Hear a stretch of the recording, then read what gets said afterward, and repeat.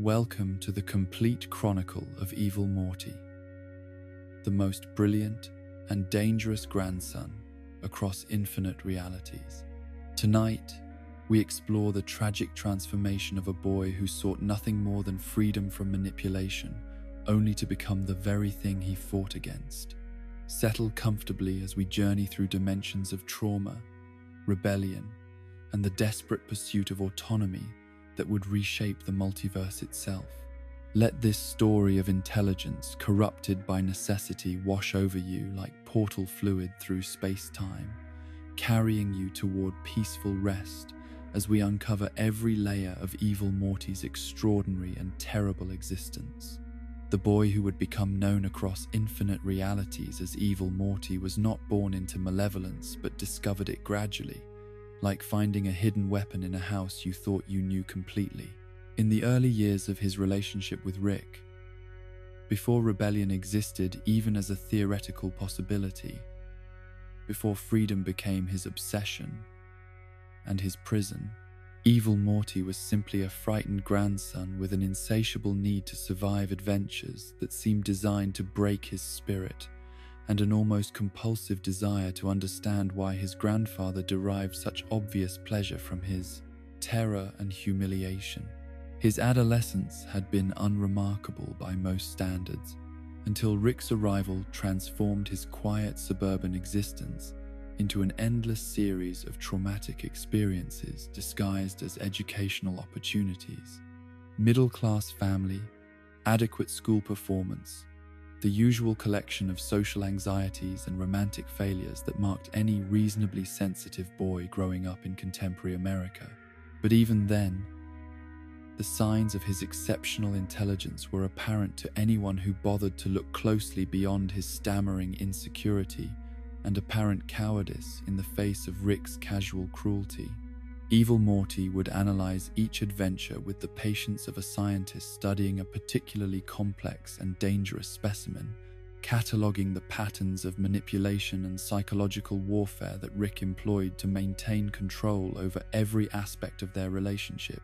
Rick seemed to take pleasure in creating situations where Morty's survival depended entirely on following orders that frequently violated his moral principles,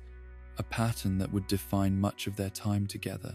and contribute to the psychological transformation that would later make Evil Morty's rebellion so devastating when it finally emerged. The family environment that surrounded their adventures was typical of households where one member possessed capabilities that exceeded everyone else's understanding while also demonstrating complete indifference to the emotional welfare of those supposedly under his protection. Beth's obvious pride in her father's scientific achievements was matched only by her willful blindness to the psychological damage he was inflicting on her son, creating a domestic dynamic where Evil Morty's concerns about Rick's methods were dismissed as adolescent overreaction rather than legitimate observations about systematic emotional abuse. Jerry's ineffectual protests against Rick's influence provided Evil Morty with his first lessons in the futility of opposing Rick through conventional means, as the man's reasonable objections to exposing children to cosmic-scale violence and moral complexity were consistently overruled by family members who had been conditioned to prioritize Rick's preferences over basic considerations of safety and psychological welfare. The normalization of extraordinary trauma as simply another aspect of family life taught Evil Morty that surviving Rick's influence would require strategies that transcended normal human responses to authority and manipulation. School became a refuge where Evil Morty could observe normal social dynamics and compare them to the psychological warfare that characterized his relationship with Rick. But it also highlighted how completely his experiences had diverged from anything his peers might be capable of understanding or helping him process. The conversations about ordinary teenage concerns felt hollow and irrelevant when compared to the existential questions that Rick's adventures forced him to confront on a regular basis, creating isolation that deepened his growing understanding that his survival depended entirely on his own intellectual resources. The gradual recognition that Rick viewed him as an expendable tool rather than a family member deserving of protection and guidance was perhaps the most psychologically damaging aspect of their early relationship,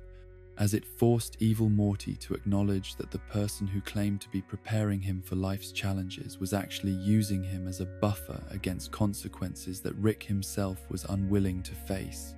The adventures that Rick described as educational were actually elaborate experiments in psychological manipulation designed to test evil Morty's limits while providing Rick with entertainment and validation of his superior capabilities. The specific adventure that would serve as the breaking point in their relationship was, by Rick's standards, relatively minor. Another routine expedition into the digestive system of some alien creature where evil Morty was expected to perform tasks that were simultaneously nauseating, dangerous, and completely unnecessary for achieving their stated objectives. But this particular journey up yet another extraterrestrial rectum crystallized months of accumulated resentment and growing awareness that Rick's treatment of him was not protective mentorship, but systematic exploitation disguised as family bonding. Evil Morty's complaints about the adventure were dismissed with Rick's characteristic combination of intellectual condescension and emotional indifference, as though his grandson's psychological welfare was less important than the minor inconvenience of having to explain or justify his choices to someone whose understanding and consent were irrelevant to Rick's planning process. The casual way that Rick waved away legitimate concerns about dignity, safety, and the psychological impact of repeated exposure to degrading experiences revealed how completely he had internalized the assumption that evil Morty's feelings and preferences were obstacles to be managed rather than factors deserving consideration. The crystals that evil Morty retrieved from this final, humiliating expedition were unlike anything he had encountered during their previous adventures, possessing properties that suggested capabilities far beyond simple geological specimens or technological components. Their strange luminescence and the way they seemed to resonate with his emotional state during moments of intense frustration or anger suggested that they might be attuned to consciousness itself, potentially offering insights into future possibilities that could provide him with advantages in any conflict with Rick. Whether these crystals were death crystals capable of revealing future fatalities or some other form of prophetic technology, their influence on evil Morty's psychological development was profound and immediate. The visions they provided, whether of his own potential deaths at Rick's hands or simply alternative futures, where their relationship continued along its current destructive trajectory, forced him to confront the reality that his survival required fundamental changes in the power dynamic that governed their interactions. The argument that erupted after their return from the alien digestive system was different from their previous conflicts, not because of its intensity, but because of evil Morty's growing recognition that words and emotional appeals would never be sufficient to alter Rick's behavior in meaningful ways. Rick's response to being called a giant 8-year-old revealed his inability to engage with criticism in any form beyond dismissive mockery, confirming evil Morty's suspicions that conventional approaches to resolving their conflicts were doomed to failure. The decision to drug Rick's drink was not made in a moment of impulsive rage, but represented the culmination of months of careful observation and analysis of Rick's habits, vulnerabilities, and the defensive measures he employed to protect himself from potential threats. Evil Morty had studied his grandfather's routines with scientific precision, identifying the specific circumstances and substances that might provide him with temporary advantages in their ongoing psychological warfare.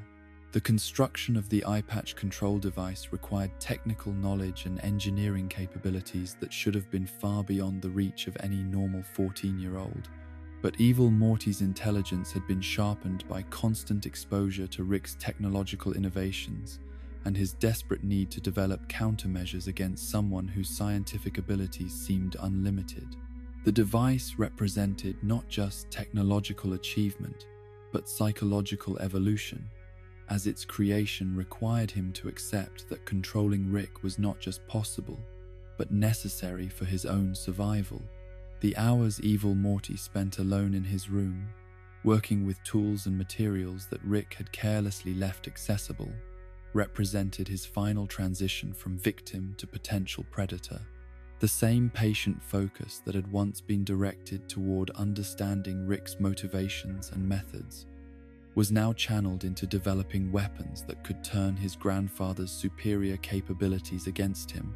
creating the foundation for rebellion that would eventually reshape their entire relationship. The installation of the control device into Rick's brain while he lay unconscious from the drugged alcohol was accomplished with surgical precision that revealed evil Morty's natural aptitude for the kind of invasive procedures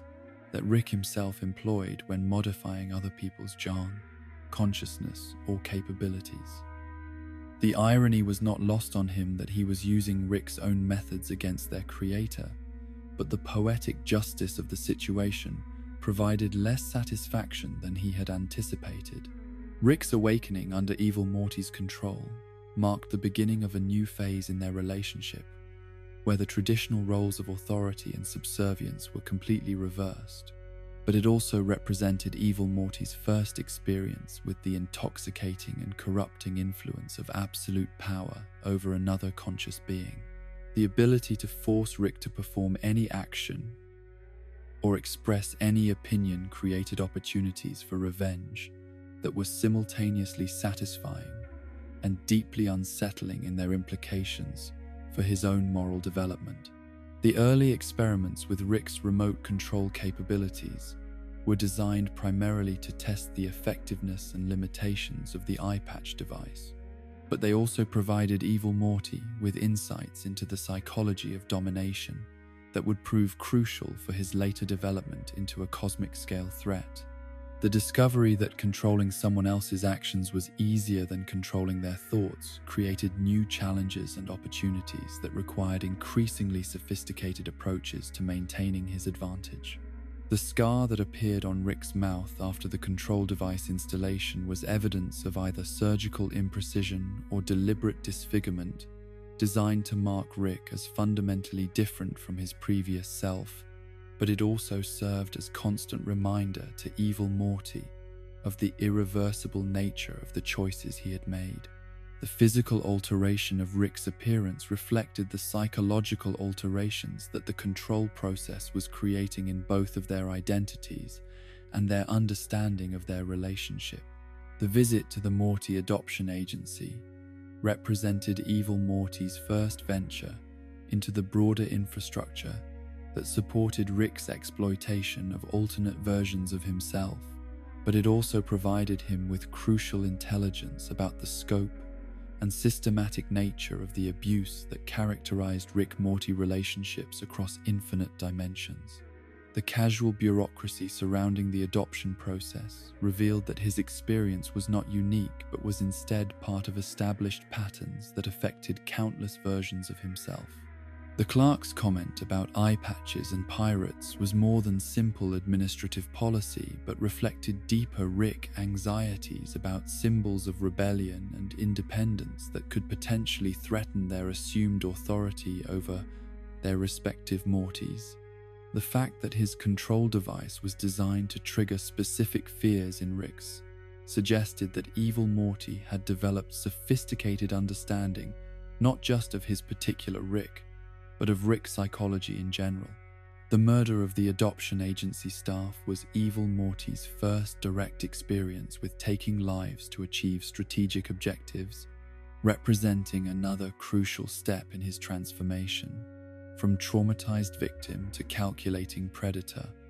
willing to eliminate obstacles to his goals regardless of their moral status or personal responsibility for his suffering. The casual efficiency with which he disposed of beings who had simply been performing routine administrative functions revealed how completely his moral framework had been altered by his experience with Rick's influence. The deletion of his file from the agency's records was both practical necessity for avoiding future assignments to abusive Ricks and symbolic rejection of his status as commodity to be traded between alternate versions of his grandfather. The act represented his declaration of independence from the systematic exploitation that the Citadel had constructed around Rick-Morty relationships, but it also eliminated his last connection to any form of official protection or oversight that might have provided alternative solutions to his problems. The photograph in his deleted file, showing him frowning while other Mortys smiled, served as permanent reminder of his fundamental difference from the mainstream Morty population and their apparent acceptance of abuse and exploitation as normal aspects of their existence. His inability or unwillingness to perform happiness in the face of systematic mistreatment had marked him as problematic from the beginning, suggesting that his rebellion was perhaps inevitable given his basic personality traits and intellectual capabilities. The campaign of dimensional travel and Rick elimination that followed his escape from the adoption system was methodical and comprehensive, targeting not just individual threats, but the broader network of Ricks who might potentially threaten his newfound freedom or attempt to return him to his previous status as exploited sidekick. Each murder provided him with additional knowledge and resources, while also serving the psychological function of revenge against the entire category of beings who had made his suffering possible. The brain scans he performed on his victims were not simply acts of intellectual theft, but represented his systematic study of Rick consciousness and the common psychological patterns that enabled their casual cruelty toward alternate versions of himself. The knowledge he accumulated through these violations would eventually provide him with capabilities that exceeded those of individual Ricks, while also giving him insight into their collective vulnerabilities and blind spots. The torture facility he established using Evil Rick as his primary puppet was both practical resource for his ongoing campaign against Rick, authority, and psychological workshop, where he could experiment with the same kinds of systematic abuse that had been inflicted on him during his years under Rick's control. The reversal of roles provided him with deep understanding of the mechanics of domination, while also satisfying his need for revenge against the category of beings who had made his original suffering possible. The Mortys, who suffered in his facility, were simultaneously victims of his growing capacity for cruelty and subjects in his research into the psychological breaking points that could transform apparently normal individuals into willing participants in their own exploitation. Their pain served multiple functions in his broader project of understanding and eventually transcending the systematic oppression that characterized Rick-dominated realities. The evolution of Evil Morty during this period from reactive victim to proactive predator was gradual but inexorable, as each success in manipulating or destroying his enemies provided him with greater confidence in his abilities, while also requiring him to accept increasingly extreme measures as necessary and justified responses to the threats he faced. The corruption was so gradual that he may not have recognized how completely his original desire for simple freedom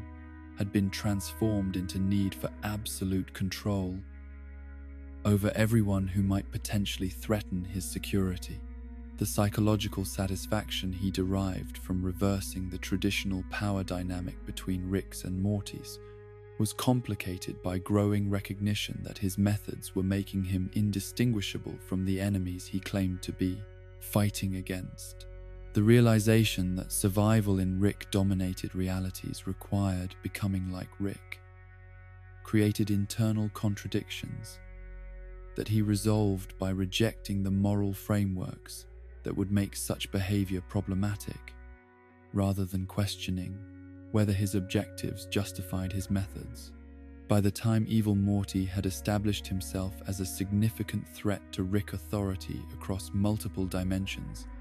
he had completed his transformation from innocent victim seeking protection into cosmic-scale predator, whose capabilities and ruthlessness exceeded those of the beings who had originally traumatized him. The boy who had once stammered apologies for minor inconveniences had become someone capable of systematic torture and murder in pursuit of goals that had expanded far beyond simple personal safety. The stage was set for his infiltration of the Citadel and his ultimate campaign to destroy the fundamental structure of Rick-dominated reality, but more importantly, his psychological development during this period had prepared him to view such destruction not as regrettable necessity, but as moral imperative, justified by the systematic oppression that Rick authority represented. The victim had become the predator,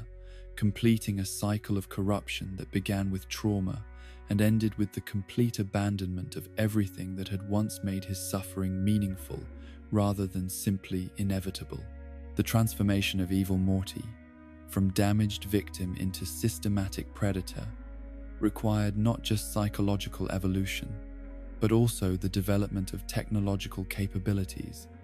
that could challenge Rick's assumed superiority across infinite dimensions. The acquisition of evil Rick as his primary puppet represented the culmination of months of careful planning and resource gathering,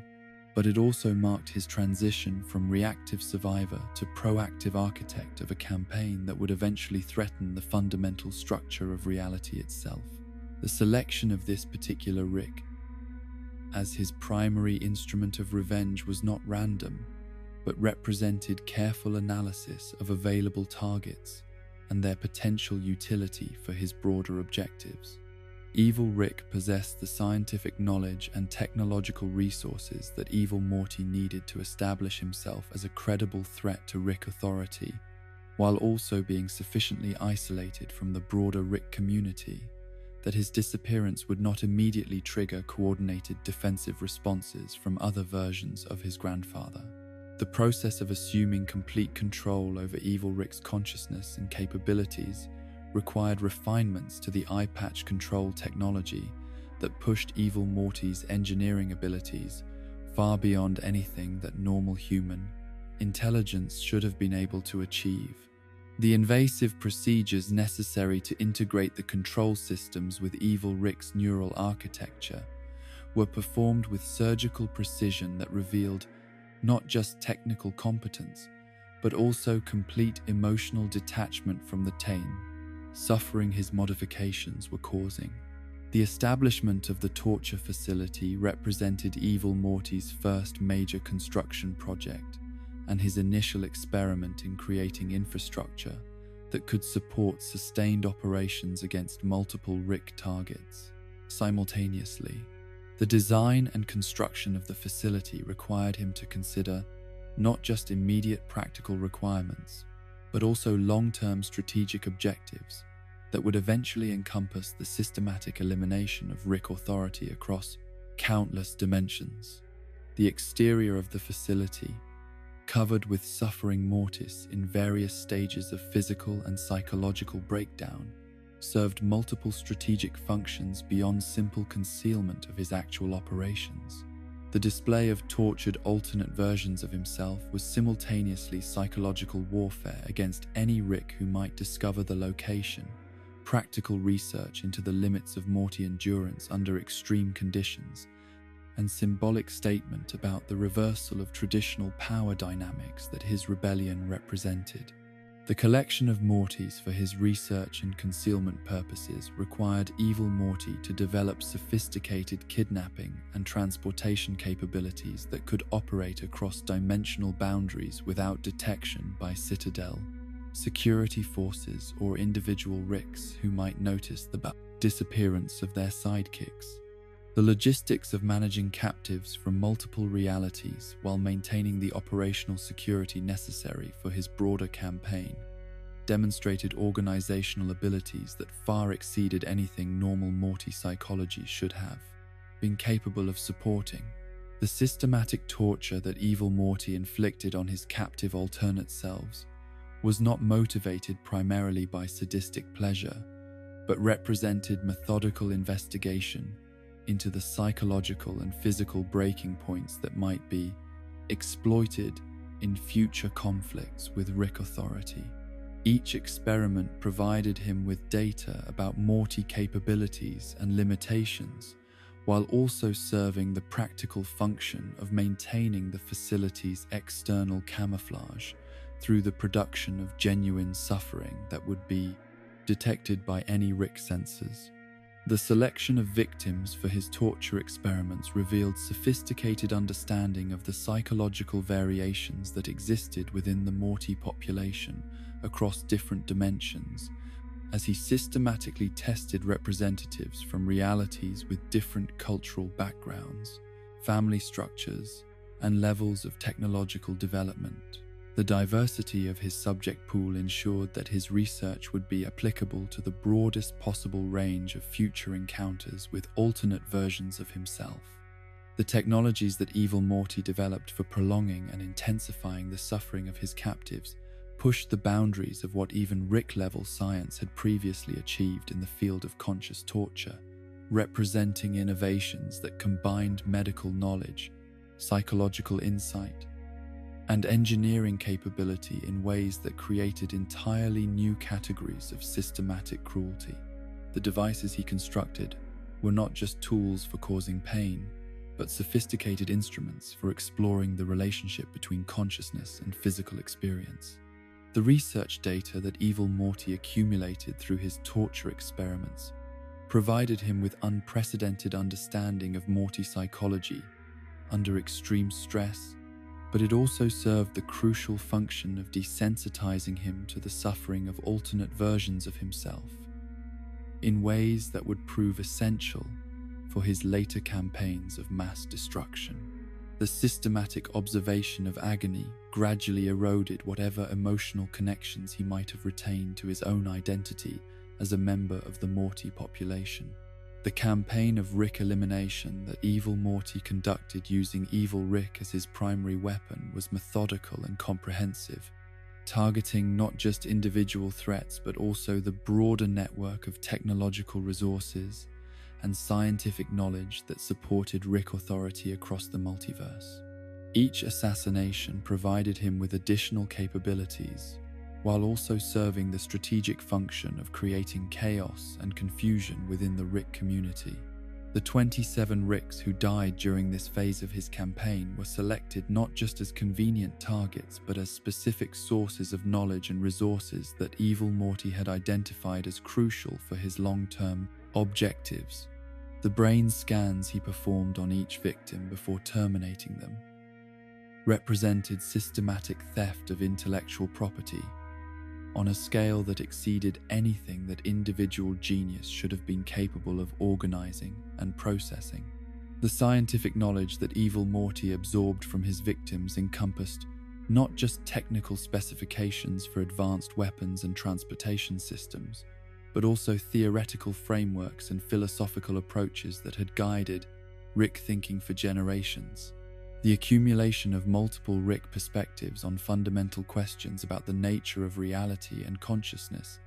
provided him with intellectual resources that exceeded those of any individual Rick, while also revealing the systematic blind spots and assumptions that characterized their collective worldview. The technological innovations that Evil Morty developed by combining knowledge stolen from multiple Rick victims represented genuine scientific advances that pushed the boundaries of what interdimensional travel and consciousness manipulation could achieve. The synthesis of different Rick approaches to similar problems created hybrid solutions that were often superior to the original techniques, while also being unrecognizable to Ricks who might encounter them in future conflicts.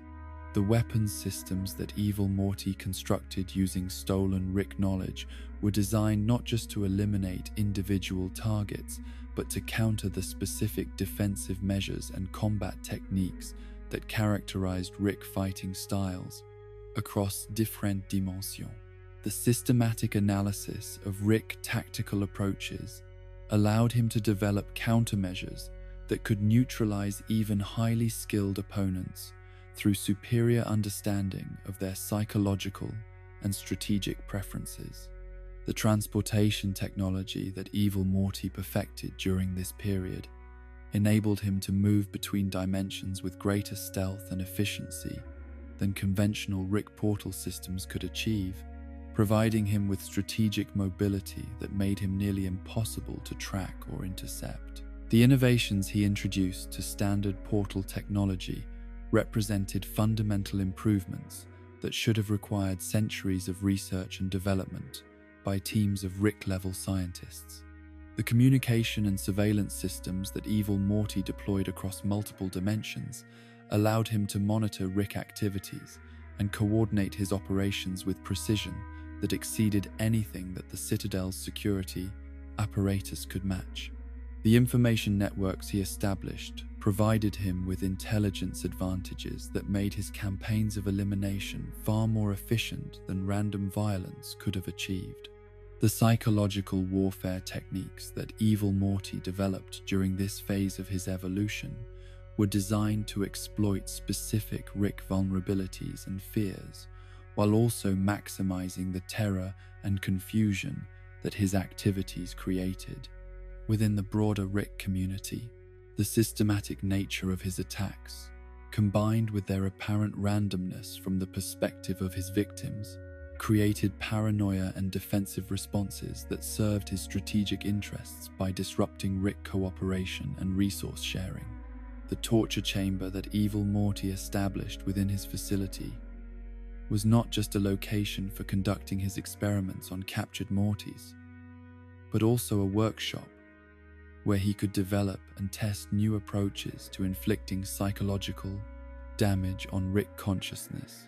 The techniques he perfected for breaking down Rick mental defenses would later prove crucial for his infiltration and manipulation of Citadel power structures. The medical knowledge that evil Morty acquired through his systematic torture of alternate versions of himself provided him with unprecedented understanding of Morty physiology and its relationship to consciousness under extreme stress, but it also enabled him to develop enhancement techniques that could improve his own physical and mental capabilities beyond normal human limitations. The experimental procedures he performed on himself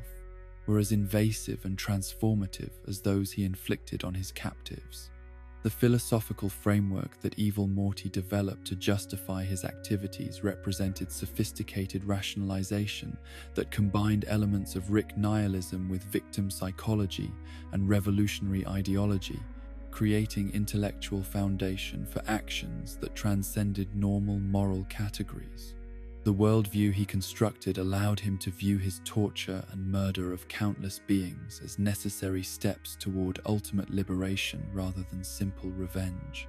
The identity that evil Morty constructed for himself during this period represented complete departure from his original personality and moral framework, as he systematically eliminated psychological traits and emotional responses that might interfere with his strategic objectives. The person he became bore little resemblance to the frightened boy who had once sought protection from Rick's casual cruelty. The operational security measures that evil Morty implemented throughout his campaign demonstrated understanding of Citadel investigative techniques and Rick psychology that enabled him to avoid detection, despite conducting activities that should have triggered immediate and overwhelming response from interdimensional law enforcement. The sophistication of his concealment methods suggested access to intelligence about Citadel operations that exceeded what any individual Morty should have been able to obtain. The contingency planning that evil Morty developed during this phase of his operations included detailed scenarios for escape, concealment, and continuation of his campaign under various conditions of compromise or discovery. The thoroughness of his preparation suggested strategic thinking that extended far beyond his immediate objectives to encompass long-term goals that would require decades of careful planning and resource accumulation. The recruitment and management of additional resources beyond Evil Rick required evil Morty to develop leadership and organizational capabilities that could coordinate complex operations across multiple dimensions while maintaining absolute security and loyalty among subordinates who possessed their own significant capabilities and potential for independent action. The control systems he developed for managing other beings represented refinements to his original eye patch technology that could influence behavior and decision-making without completely eliminating autonomous consciousness. The establishment of supply chains and resource acquisition networks that could support his expanding operations required evil Morty to develop economic and logistical expertise that encompassed everything from raw material procurement, technological manufacturing to personnel management across dimensional boundaries.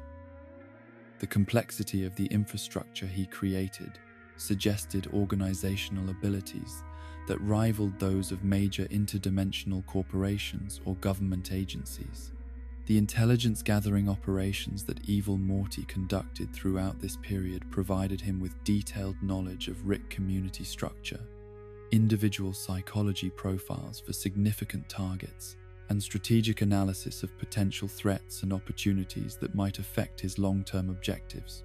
The sophistication of his surveillance and analysis capabilities exceeded those of most professional intelligence organizations. The technological innovations that evil Morty introduced during his torture experiments pushed the boundaries of what consciousness manipulation could achieve, creating techniques for altering memory, personality, and fundamental psychological structure that exceeded anything that Rick science had previously developed. The applications of these technologies would later prove crucial for his infiltration of Citadel power structures and his manipulation of political processes. The research data that evil Morty accumulated through his systematic torture and murder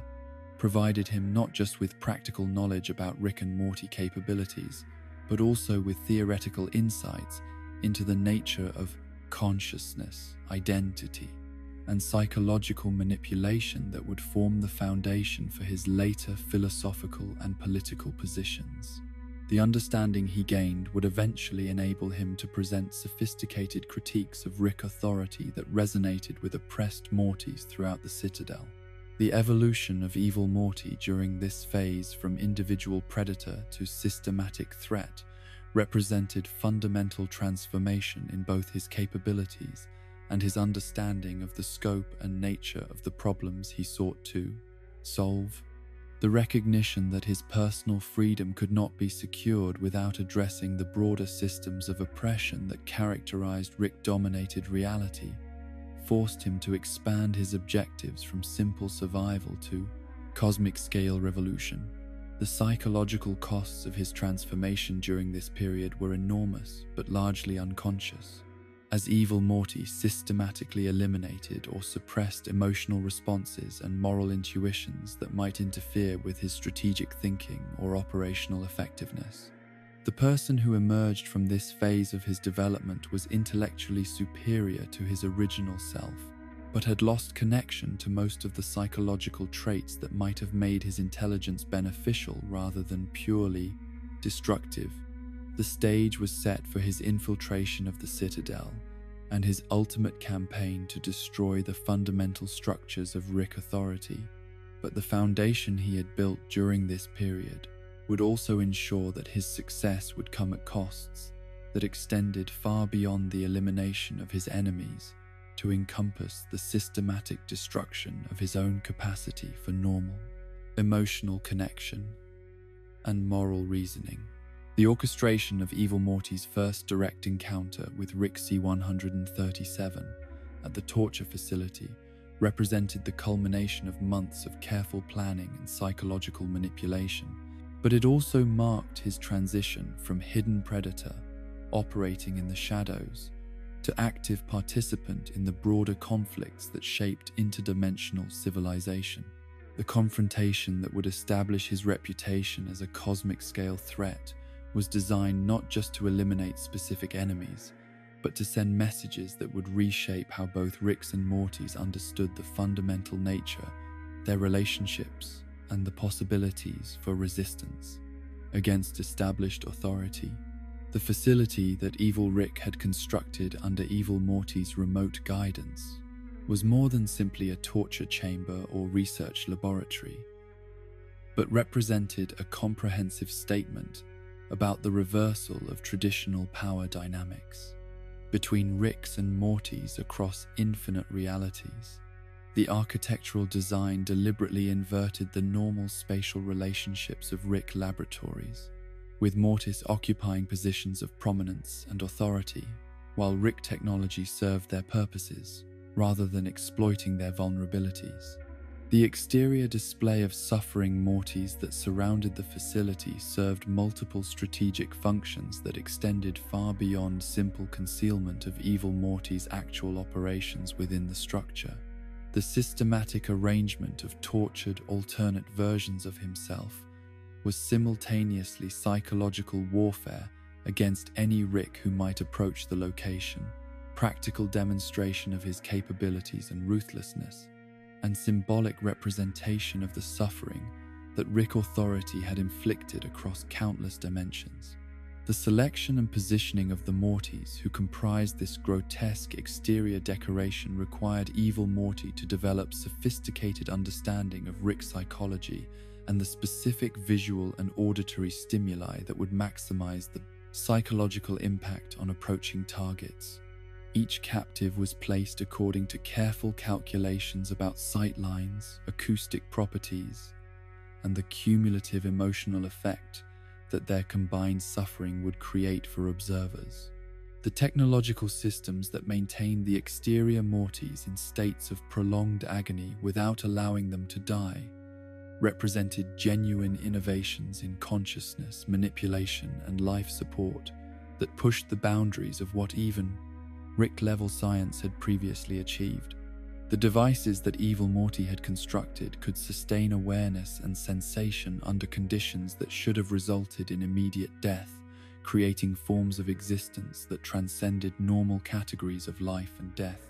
The interior of the facility was designed as a mirror image of typical Rick laboratories, with every element carefully chosen to reinforce the message that traditional authority relationships had been completely reversed.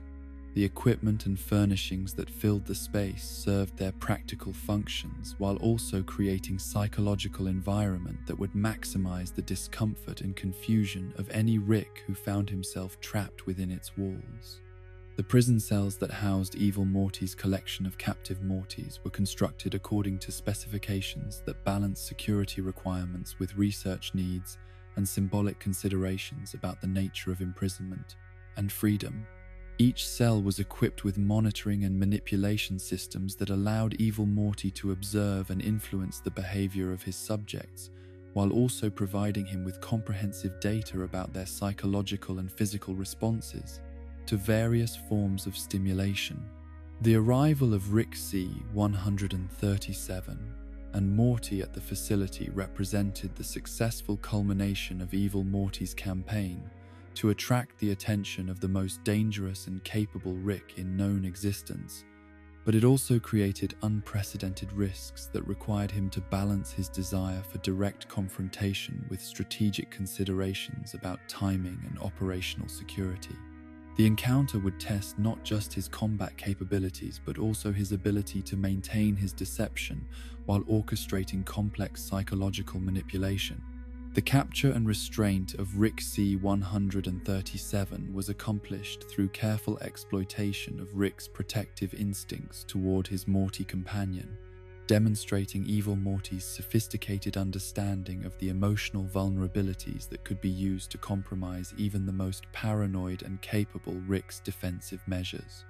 The recognition that Rick's genuine care for his grandson created tactical opportunities represented crucial insight into the psychology of Rick-Morty relationships.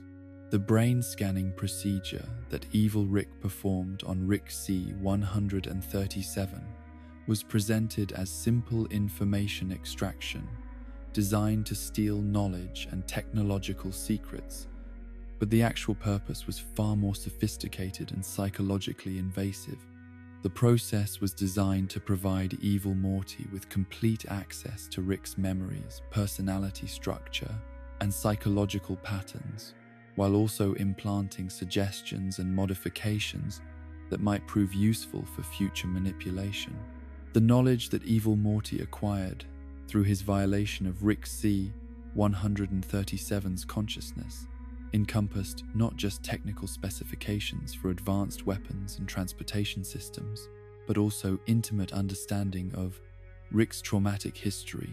his relationships with family members across multiple dimensions, and the philosophical frameworks that had shaped his development from brilliant scientist to cosmic-scale threat. The information would prove invaluable for evil Morty's later infiltration of Citadel power structures. The separation of Morty from Rick during their captivity was carefully orchestrated to provide evil Morty with opportunities for direct interaction with his alternate self, while also testing the effectiveness of his disguise and his ability to manipulate other Mortys through appeals to solidarity and shared victimization. The conversations that took place in the prison cells would prove crucial for evil Morty's understanding of normal Morty psychology and motivation. The prison environment that evil Morty had created for his captive Mortys was designed not just to contain them physically, but to break down their psychological defenses and social bonds in ways that would make them more susceptible to manipulation and control. The overcrowding, poor sanitation, and constant surveillance created conditions that systematically undermined the prisoners' sense of identity and autonomy, while reinforcing their dependence on their captors. The other Mortys who shared the prison cells with Rick C-137's companion represented carefully selected examples of the psychological damage that Rick Authority could inflict across different dimensional contexts, providing evil Morty with opportunities to study comparative responses to trauma, while also testing his theories about Morty psychology under extreme stress. Each prisoner served multiple functions in his broader research program. The motivational speech that Rick C-137's Morty delivered to his fellow prisoners was exactly the kind of response that evil Morty had anticipated and planned for, providing him with opportunities to observe authentic Morty leadership behavior, while also testing his own ability to simulate appropriate emotional responses to appeals for cooperation and resistance. The rebellion that followed would serve his strategic objectives while maintaining his cover identity. The coordination of the Morty uprising required evil Morty to balance his desire to see Rick Authority challenged with practical considerations about operational security and the need to maintain his disguise among the rebelling prisoners. The careful orchestration of events required him to provide just enough leadership to ensure success while avoiding actions that might reveal his true capabilities or motivations. The systematic organization of the escape from the prison cells demonstrated evil Morty's sophisticated understanding of group psychology and crowd dynamics, as he provided guidance and encouragement that channeled the legitimate anger and desperation of his fellow prisoners into effective action, while maintaining the appearance of spontaneous cooperation rather than calculated manipulation. The assault on evil Rick that followed the prison break was choreographed to appear as desperate improvisation by traumatized victims, but every aspect of the confrontation was actually planned and controlled by evil Morty to achieve specific psychological and strategic objectives. The apparent chaos masked careful calculation about timing, positioning, and the specific actions that would be required to create the desired outcome. Evil Rick's apparent desire for death during the final confrontation was not evidence of psychological breakdown, but represented his last desperate attempt to escape from the imprisonment within his own consciousness that evil Morty's control technology had created. The plea to be killed was genuine expression of suffering that exceeded anything that physical torture could have achieved, representing the ultimate form of psychological domination. The discovery of Evil Rick's remote control technology by Citadel investigators was not accidental oversight, but deliberate revelation that Evil Morty had planned as part of his strategy for escaping detection, while also sending messages about his capabilities to potential enemies and allies. The evidence was carefully arranged to provide just enough information to reveal the sophistication of his technology without exposing the full scope of his activities. The conversation between the two Citadel Ricks who discovered the control technology served Evil Morty's purposes by confirming that his innovations represented genuine advances beyond anything that established Rick science had previously achieved, while also establishing his reputation as a threat that warranted serious attention from the highest levels of interdimensional authority. The recognition of his capabilities would prove crucial for his later political activities. The destruction of the eye patch control device was performed with theatrical timing that maximized its psychological impact on observers, while also eliminating evidence that might have revealed too much about Evil Morty's actual capabilities and methods. The careful balance between revelation and concealment demonstrated his sophisticated understanding of information warfare and reputation management. The blending in with rescued Mortys during the evacuation process required Evil Morty to suppress his actual personality and capabilities while performing the role of traumatized victim with sufficient authenticity to avoid detection by Citadel security personnel and Rick investigators. The transformation from predator to apparent prey demanded acting skills and emotional control that exceeded anything normal. Morty's psychology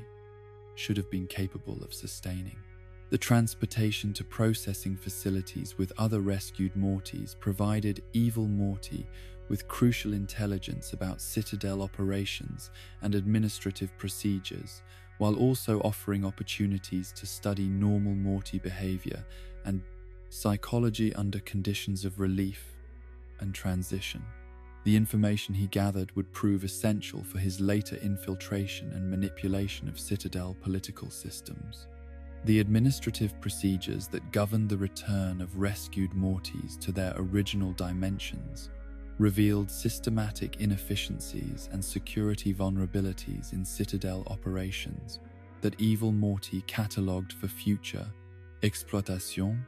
while also providing him with insights into the bureaucratic mindset that characterized interdimensional government and the assumptions that guided policy formation and implementation.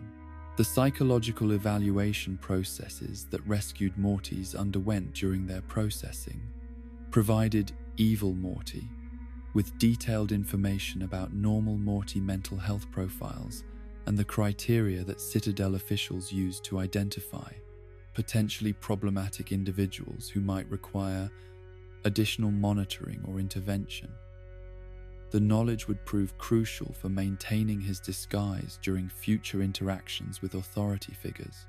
The medical examinations that accompanied the psychological evaluations offered Evil Morty opportunities to study Citadel healthcare systems and the technological capabilities they employed for treating trauma and physical damage, while also providing him with insights into normal Morty physiology that complemented the data he had gathered through his torture experiments. The temporary housing facilities where rescued Mortys were accommodated during their processing revealed additional security vulnerabilities and administrative procedures that Evil Morty documented for future reference, while also offering him opportunities to continue studying normal Morty behavior and psychology under conditions of institutional care and supervision. The interviews with Citadel Social Services personnel provided Evil Morty with crucial information about the criteria and procedures used to evaluate Morty welfare and determine appropriate placement decisions, while also revealing the philosophical assumptions and bureaucratic priorities that guided Citadel policy toward Morty protection and Rick accountability. The group therapy sessions that rescued Mortys were required to attend offered evil Morty opportunities to observe authentic trauma responses and recovery processes, while also testing his ability to simulate appropriate emotional responses and personal narratives that would support his cover identity without revealing his actual experiences or capabilities. The educational programs that the Citadel provided for rescued Mortys revealed important information about their approaches to social control and ideological indoctrination, while also providing evil Morty with insights into the knowledge gaps and psychological vulnerabilities that characterized normal Morty populations and could potentially be exploited for manipulation purposes. The monitoring systems that tracked rescued Morty activities and behavior during their processing period demonstrated Citadel surveillance capabilities and security protocols, while also revealing the specific indicators and behavioral patterns that officials use to identify potentially dangerous or problematic individuals who might require additional scrutiny or intervention. The discharge procedures that eventually returned processed Mortys to their original dimensions, provided evil Morty with detailed knowledge of interdimensional transportation systems and security measures, while also offering final opportunities to gather intelligence about Citadel operations and personnel that might prove useful for future infiltration or sabotage activities. The psychological preparation that evil Morty underwent during his time as a supposed rescue victim represented comprehensive transformation of his public identity and behavioral patterns, requiring him to suppress or disguise virtually every aspect of his actual personality and capabilities while maintaining sufficient authenticity to avoid detection by trained professionals. The documentation and records that the Citadel created during his processing provided evil Morty with official identity credentials and background information that would prove essential for his later political activities, while also demonstrating the administrative procedures and security measures that he would need to circumvent or exploit during his infiltration of Citadel power structures.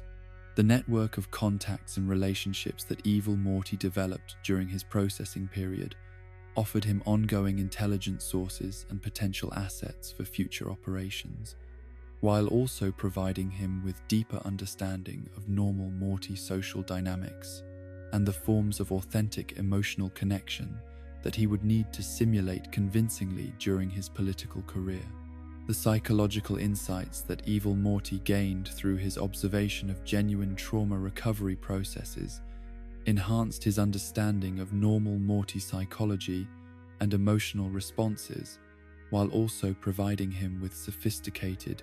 knowledge about manipulation techniques and therapeutic interventions that he could exploit for his own purposes during his later political activities. The stage was set for his transition from successful infiltrator to active participant in Citadel political processes, but the foundation he had established during this period of careful observation and identity construction would prove crucial for his ability to maintain his deception while pursuing objectives that would ultimately threaten the fundamental structure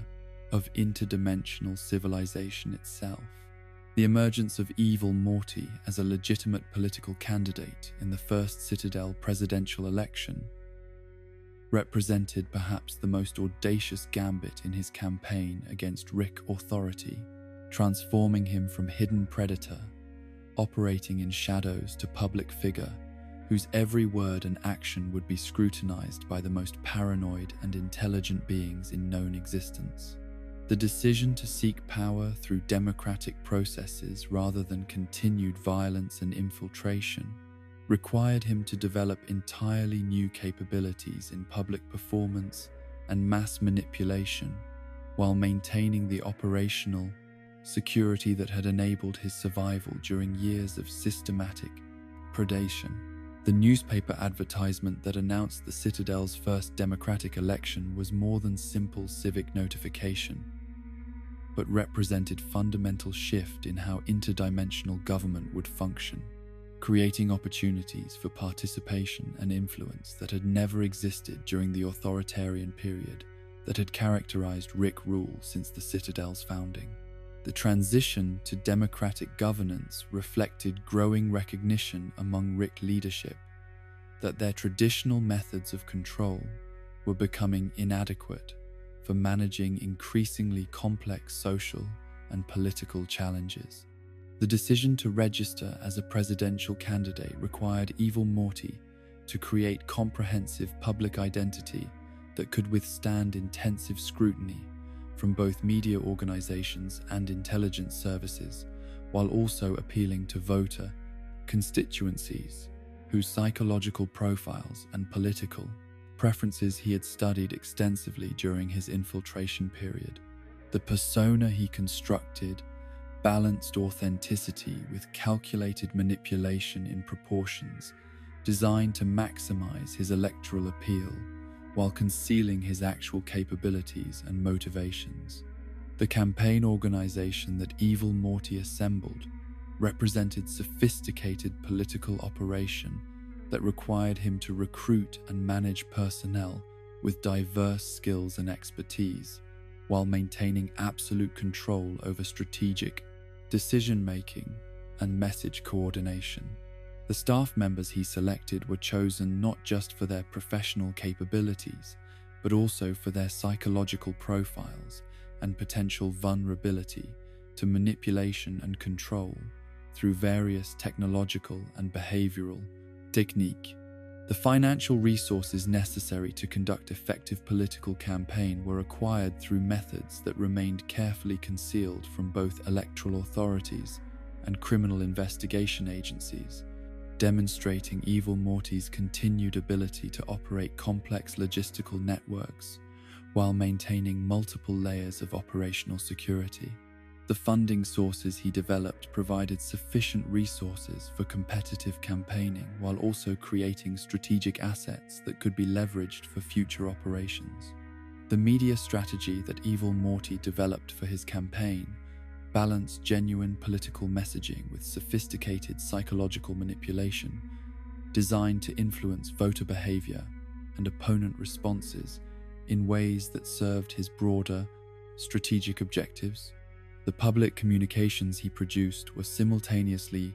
authentic expressions of legitimate political positions and calculated propaganda,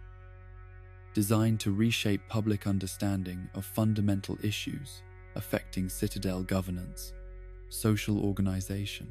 The initial response to Evil Morty's candidacy from established media organizations revealed the systematic prejudice and intellectual arrogance that characterized Rick's attitudes toward Morty political participation,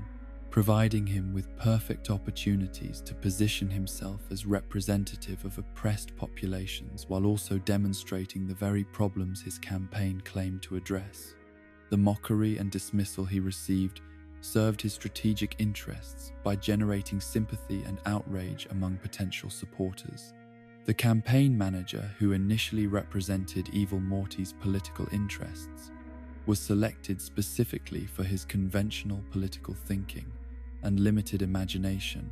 providing Evil Morty with useful cover for his more sophisticated strategic planning, while also serving as potential scapegoat if campaign activities attracted unwanted attention from security services or political opponents. The manager's genuine commitment to traditional political methods masked the revolutionary nature of Evil Morty's actual objectives. The polling data that showed Evil Morty trailing significantly behind Rick candidates in early electoral surveys was not discouraging, but rather confirmation that his message had not yet reached its intended audience effectively, requiring him to develop more sophisticated approaches to voter education and mobilization that could overcome the systematic disadvantages that Morty candidates faced in Rick-dominated political systems. The grassroots organizing that evil Morty conducted among Citadel Morty populations required him to develop authentic connections with constituents whose experiences and concerns he understood intimately, while also maintaining the emotional detachment necessary for viewing them as resources to be managed rather than individuals deserving of genuine care and consideration. The relationships he built were simultaneously real and instrumental in ways that reflected his complex psychology. The security measures that evil Morty implemented to protect his campaign from sabotage and assassination attempts demonstrated his sophisticated understanding of the threats that his political activities would generate, while also providing him with opportunities to test and refine defensive technologies that would prove crucial for his later operations. The protection systems he deployed exceeded anything that normal political campaigns could access or afford. The intelligence-gathering operations that evil Morty conducted against his political opponents provided him with detailed psychological profiles and strategic vulnerabilities that could be exploited during debates and public confrontations, while also revealing the coordination and resource sharing that characterized Rick political networks and their approaches to maintaining control over Citadel governance structures. The debate preparation that evil Morty undertook required him to balance comprehensive mastery of policy details and political theory with careful management of his public persona and the specific psychological impressions he intended to create among different audience segments. The performance he planned would need to demonstrate intellectual competence, while also appealing to emotional needs and political grievances that characterized his target constituencies. The presidential debate venue was selected and configured according to specifications that would maximize evil Morty's strategic advantages, while also providing optimal conditions for the media coverage that would determine public perception of candidate performance and policy positions. The staging and logistics of the event reflected careful consideration of psychological factors that might influence audience responses and voter behavior. The Rick candidates who participated in the debate alongside evil Morty represented the established political order and its assumptions about appropriate leadership qualifications and policy approaches, providing him with perfect foils for demonstrating the intellectual and moral limitations that characterized Rick governance, while also highlighting the systematic exclusion and marginalization of Morty perspectives from political decision-making processes. The opening statements that preceded the main debate allowed evil Morty to establish his core themes and political identity, while also testing audience responses to different rhetorical approaches and policy positions, providing him with real-time feedback about the effectiveness of his messaging and the psychological impact of his performance on different demographic groups within his viewing audience. The policy discussions that followed the opening statements provided evil Morty with opportunities to demonstrate comprehensive understanding of complex governmental issues, while also revealing the intellectual complacency and systematic blind spots that characterized Rick, approaches to addressing social problems and managing interdimensional relationships. His responses were simultaneously substantive policy analysis and sophisticated political theater. The central speech that evil Morty delivered during the debate represented the culmination of months of political research and message development, distilling his understanding of Citadel social dynamics and political grievances into coherent narrative that could resonate with diverse constituencies, while also providing foundation for the revolutionary changes he intended to implement. After winning electoral victory, the division that evil Morty identified in his speech was not the traditional Rick-Morty conflict that dominated conventional political analysis, but rather the more fundamental distinction between those who benefited from systematic oppression and those who suffered under it, regardless of their species or dimensional origin. The reframing of political conflict around questions of justice and equity rather than identity created opportunities for coalition building that transcended traditional demographic boundaries. The educational critique that Evil Morty presented highlighted the systematic indoctrination that Citadel schools conducted to maintain Rick authority and suppress Morty political consciousness, demonstrating sophisticated understanding of how ideological control operated through institutional structures, while also providing specific policy proposals for educational reform that could address these systematic problems. The analysis of violence and social conflict that Evil Morty offered revealed his comprehensive understanding of how systemic oppression created conditions for interpersonal violence and community breakdown, while also deflecting attention from the fundamental power structures that generated these problems in the first place.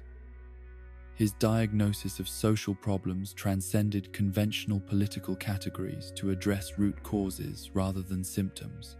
The economic analysis that Evil Morty presented demonstrated sophisticated understanding of how class exploitation operated within Rick society, revealing that identity-based oppression was reinforced by economic structures that concentrated wealth and power among Rick elites, while forcing working-class Ricks to compete with Mortys for increasingly scarce resources and opportunities. The coalition-building message that Evil Morty delivered in his speech's conclusion represented masterful political rhetoric that simultaneously appealed to diverse constituencies while also establishing clear boundaries between those who supported systematic change and those who benefited from existing oppression. The "you're outnumbered" declaration was both political promise and veiled threat that revealed his confidence about electoral victory. The audience response to Evil Morty's debate performance exceeded even his optimistic projections, demonstrating that his analysis of Citadel political dynamics and voter psychology had been accurate, while also confirming that substantial constituencies existed for the revolutionary changes he proposed to implement. The enthusiasm he generated provided crucial momentum for the final phases of his campaign. The media coverage that followed the debate reflected the systematic bias and intellectual limitations that characterized Rick journalism, while also revealing their growing recognition that Evil Morty represented genuine threat to established political order. The shift from mockery to serious analysis demonstrated his success in forcing mainstream political discourse to engage with issues and perspectives they had previously dismissed or ignored. The polling surge that followed Evil Morty's debate performance confirmed his strategic assessment that Citadel populations were prepared for fundamental political change if provided with leadership that could articulate coherent alternatives to existing governance structures. The rapid shift in electoral dynamics vindicated his decision to pursue political power rather than continued violence and sabotage as means for achieving his objectives. The decision to fire his campaign manager represented Evil Morty's transition from candidate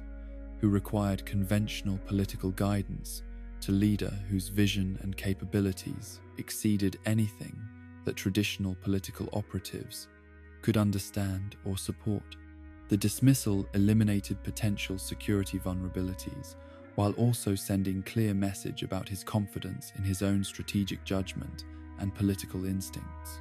The final weeks of the campaign required Evil Morty to balance intensive public appearances and media engagements with continued operational security and strategic planning for the governmental transition that would follow his electoral victory.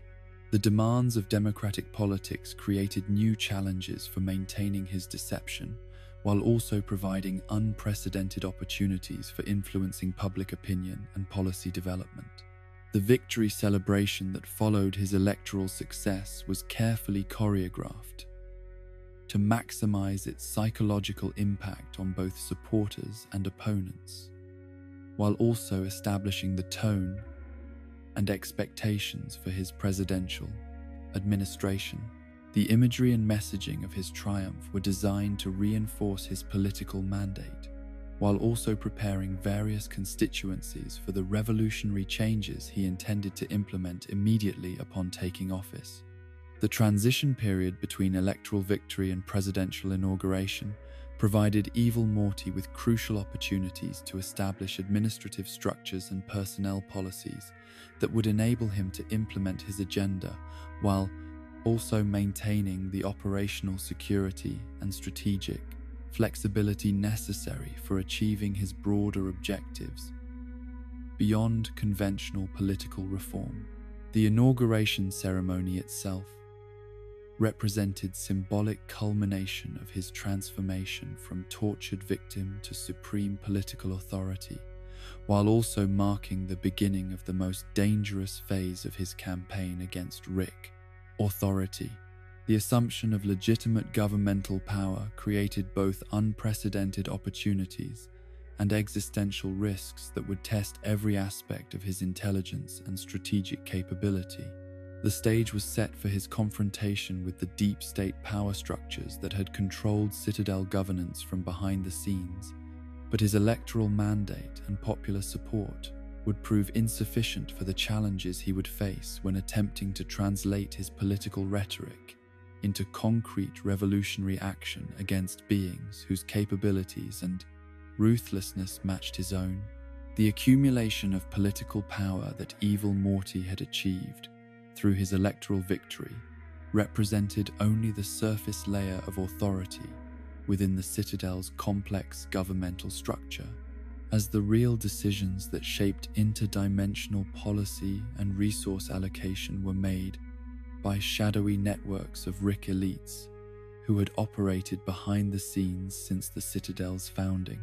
The deep state apparatus that controlled the actual mechanisms of power had allowed democratic processes to proceed only because they assumed that no amount of popular support could threaten their fundamental control over the technological and economic systems that sustained Citadel civilization.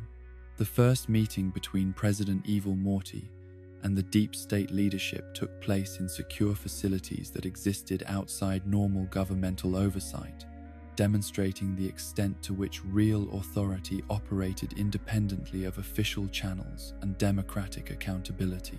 The Rick officials who represented these hidden power structures approached the meeting with casual confidence based on their assumption that any Morty president could be easily managed through conventional intimidation and bureaucratic obstruction. The conference room where this historic confrontation occurred was designed according to architectural principles that reinforced traditional power hierarchies, with seating arrangements and visual elements calculated to emphasize the inferior status of anyone who was not part of the established Rick elite. The psychological warfare that these environmental factors represented was sophisticated, but ultimately irrelevant when applied to someone whose understanding of power dynamics transcended conventional categories of dominance and submission. The opening statements that the deep state representatives delivered to Evil Morty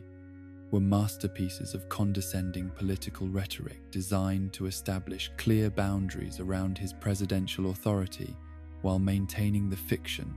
that he retained meaningful influence over policy, development and implementation. Their casual dismissal of electoral mandates and democratic legitimacy revealed the fundamental contempt for popular sovereignty that had always characterized Rick approaches to governance and social organization. The explanation that these Rick officials provided about the real structure of Citadel authority was simultaneously educational and threatening, offering Evil Morty detailed insights into how power actually functioned, while also making clear that resistance to their continued control would result in immediate termination of his presidency and likely his existence. The briefing they conducted revealed systematic corruption and manipulation that exceeded even his pessimistic expectations about Rick governance. The technological capabilities that the deep state controlled encompassed not just advanced weapons systems and surveillance networks, but also the fundamental infrastructure that sustained Citadel civilization, including energy generation, transportation systems, communication networks, and the dimensional barriers that protected their reality from external threats. The scope of their authority made conventional political resistance seem futile, while also revealing the strategic vulnerabilities that might be exploited by someone with sufficient knowledge and capability.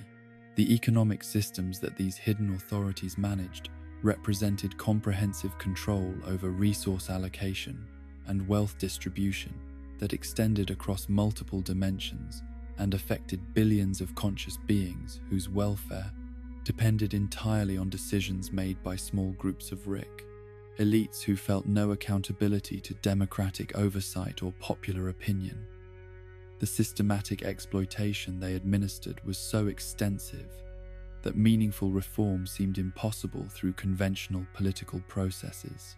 The personnel decisions that the deep state had already made regarding Evil Morty's administration demonstrated their assumption that they could control presidential policy through careful selection and placement of subordinate officials who would report directly to them rather than to the elected executive. The shadow government they intended to establish within his administration would have rendered his electoral victory meaningless, while maintaining the appearance of democratic governance. The policy agenda that these Rick officials presented to Evil Morty represented continuation of existing approaches to interdimensional relations and internal governance, with minor modifications designed to address the most visible sources of popular discontent, without threatening the fundamental structure of elite control. Their proposals revealed complete inability to recognize or respond to the systemic problems that had generated support for revolutionary change. The timeline that the deep state established for implementing their preferred policies ignored Evil Morty's campaign promises and electoral mandate, while also demonstrating their assumption that popular opinion could be manipulated or suppressed if it conflicted with elite preferences. The casual dismissal of democratic accountability revealed the authoritarian nature of Rick governance despite its superficial adoption of electoral processes. The security briefings that Evil Morty received during this meeting provided him with unprecedented access to classified information about Citadel operations and strategic vulnerabilities, while also revealing the extent of surveillance and control systems that monitored every aspect of citizen behavior and political activity. The intelligence capabilities they described exceeded anything that normal governmental oversight could hope to challenge or regulate effectively. The request that the deep state officials made for Evil Morty to indicate his agreement with their continued authority was presented as routine administrative procedure, but actually represented crucial test of his willingness to accept subordinate status and abandon his revolutionary objectives in exchange for the privileges and security that came with cooperative participation in existing power structures. The moment when Evil Morty asked these officials to raise their hands if they agreed with the dismissal of his democratic authority represented perhaps the most psychologically sophisticated trap in his entire campaign against Rick. Power, as it forced them to publicly identify themselves as opponents of democratic governance, while also providing him with clear justification for the mass execution that would follow their honest response to his question. The systematic elimination of the deep state leadership that followed their self-identification was accomplished with technological precision that revealed capabilities far beyond anything that conventional political authority could command, demonstrating that evil Morty's apparent acceptance of democratic constraints had been elaborate deception designed to lure his enemies into vulnerable positions where they could be destroyed efficiently and completely. The weapons systems that evil Morty employed for this mass execution were integrated into the Citadel's existing security infrastructure in ways that suggested months or years of careful preparation and technological infiltration, revealing that his political campaign had been only the visible component of much more comprehensive strategy for achieving total control over Citadel power structures and eliminating potential opposition to his revolutionary agenda. The speed and efficiency with which these killings were accomplished eliminated any possibility for escape or resistance, while also sending clear message to other potential opponents about the futility of challenging evil Morty's authority through conventional means. The demonstration of his capabilities was designed not just to remove immediate threats, but to establish psychological dominance over anyone who might consider future resistance to his leadership. The disposal of the bodies through airlock ejection was both practical necessity for maintaining operational security and symbolic statement about the fate that awaited anyone who attempted to preserve the old systems of elite privilege and democratic manipulation.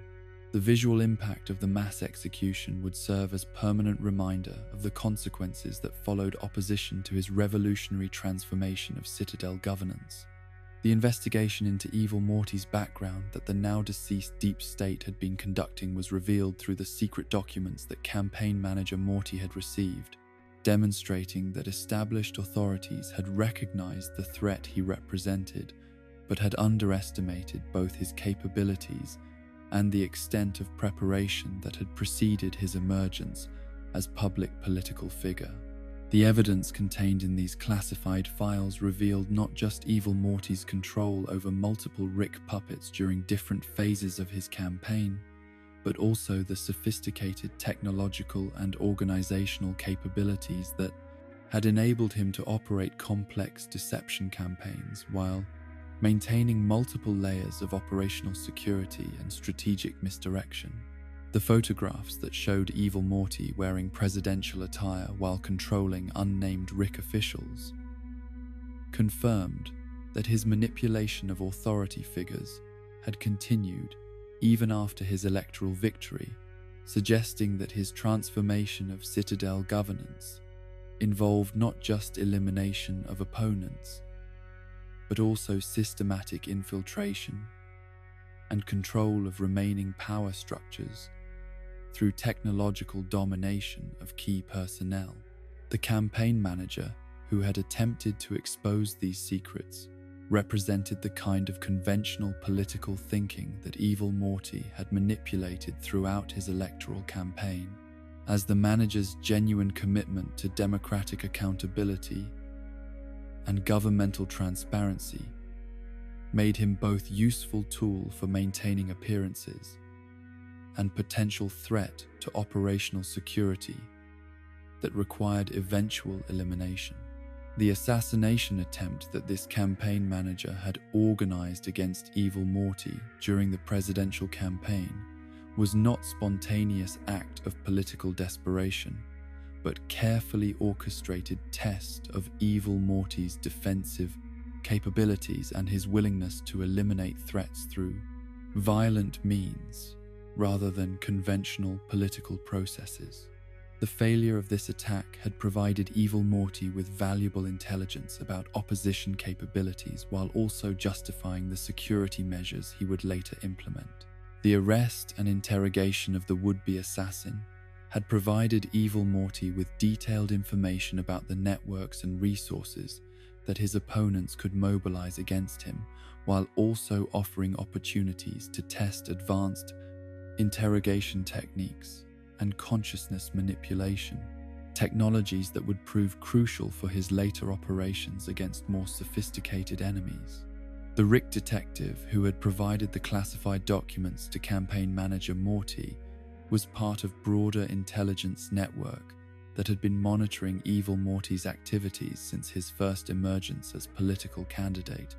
revealing that established authorities had maintained more comprehensive surveillance capabilities than he had initially recognized while planning his infiltration of Citadel power structures.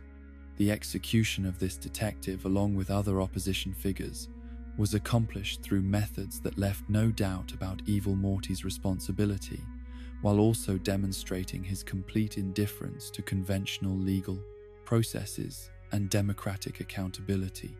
The public nature of these killings served both practical and psychological functions by eliminating threats,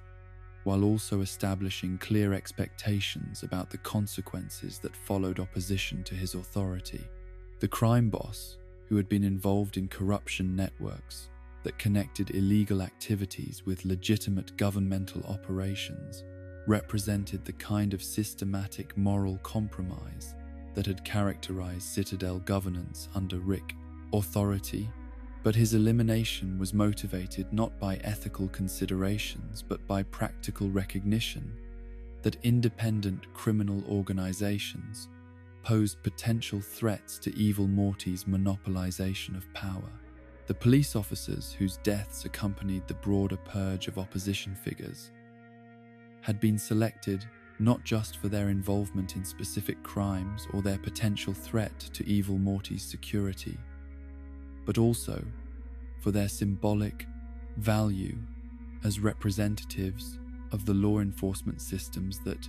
had maintained Rick authority through violence and intimidation rather than democratic legitimacy or moral authority. The Big Morty, who had participated in various criminal activities, was eliminated not because of his individual crimes, but because his independent power base and resource network represented potential foundation for future resistance, movements that might challenge Evil Morty's consolidation of authority. The systematic elimination of alternative power centers was crucial for establishing the totalitarian control that his revolutionary agenda required. The presidential debate moderator, whose death accompanied the broader purge, had been targeted not for any specific crimes or opposition activities, but because of his role in legitimizing democratic processes that Evil Morty intended to eliminate entirely once his consolidation of power was complete. The symbolic value of his execution sent clear message about the fate of democratic institutions under the new regime. The purge of opposition figures that accompanied Evil Morty's consolidation of power was comprehensive and systematic, targeting not just active opponents, but also potential sources of future resistance based on their psychological profiles, resource access, social connections, and ideological commitments. The scope of the elimination campaign revealed both his intelligence capabilities and his strategic understanding of the requirements for establishing permanent authoritarian control. The airlock disposal of opposition bodies created visual evidence of Evil Morty's ruthlessness that served both practical and psychological functions by eliminating potential sources of forensic evidence while also providing dramatic demonstration of the consequences that followed resistance to his authority.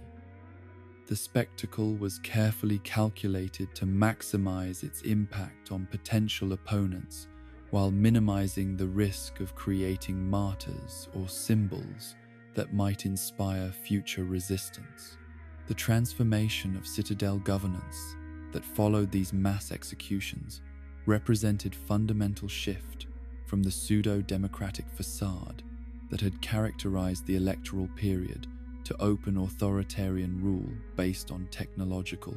superiority and systematic elimination of opposition voices. The speed and completeness of this transition revealed the extent to which Evil Morty's democratic participation had been strategic deception rather than genuine commitment to popular sovereignty. The administrative systems that Evil Morty established to replace eliminated opposition networks were designed to maximize his personal control over all aspects of Citadel operations, while also maintaining sufficient operational efficiency to prevent the economic and social collapse that might have resulted from too rapid a transformation of existing governmental structures. The loyalty tests that evil Morty implemented for surviving governmental personnel represented sophisticated psychological screening designed to identify potential sources of future resistance, while also establishing clear behavioral expectations for anyone who hoped to maintain their position within the new power structure. The combination of technological monitoring and ideological conformity requirements created a comprehensive system for maintaining authoritarian control. The propaganda systems that evil Morty developed to explain and justify his revolutionary transformation of Citadel governance balanced appeals to legitimate grievances about Rick oppression with systematic misrepresentation of his actual objectives and methods. The messaging campaigns he implemented were designed to maintain popular support while obscuring the totalitarian nature of the authority he was consolidating. The stage was set for his ultimate revelation of the central finite curve and his campaign to destroy the fundamental structure of Rick-dominated reality, but the totalitarian apparatus he had constructed through democratic deception and mass execution would prove to be only the foundation for operations whose scope and implications exceeded anything that conventional political analysis could comprehend or address through normal governmental processes. The consolidation of absolute power within the Citadel had provided evil Morty with unprecedented access to the deepest secrets of interdimensional civilization. But the most shocking revelation came not from classified documents or interrogated prisoners, but from the systematic analysis of brain scan data he had accumulated during years of torturing and murdering Rick victims across countless realities. The patterns of memory and knowledge that emerged from this comprehensive survey of Rick consciousness revealed the existence of a dimensional barrier so vast and psychologically significant that it redefined everything he thought he understood about the nature of reality itself. The central finite curve represented the ultimate expression of Rick narcissism and psychological need for validation, a technological monument to intellectual insecurity that had literally reshaped the structure of infinite reality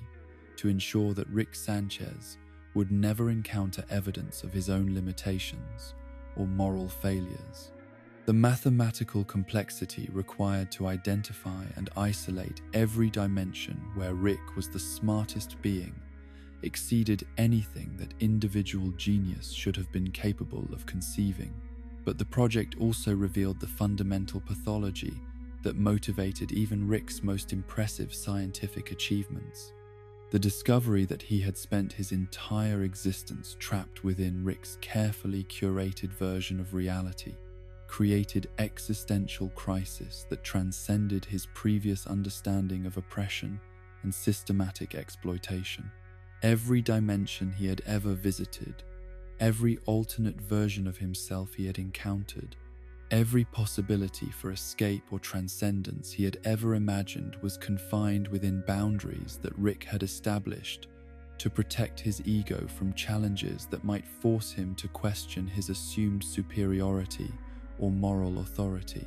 The scope of the central finite curve encompassed not just individual realities, but entire clusters of dimensional possibilities, creating prison that confined billions of conscious beings to existence within Rick's psychological comfort zone, while eliminating infinite alternatives that might have offered genuine freedom or authentic meaning. The recognition that his rebellion against Rick authority had been conducted entirely within limits that Rick himself had established transformed his understanding of resistance from liberation struggle to elaborate psychological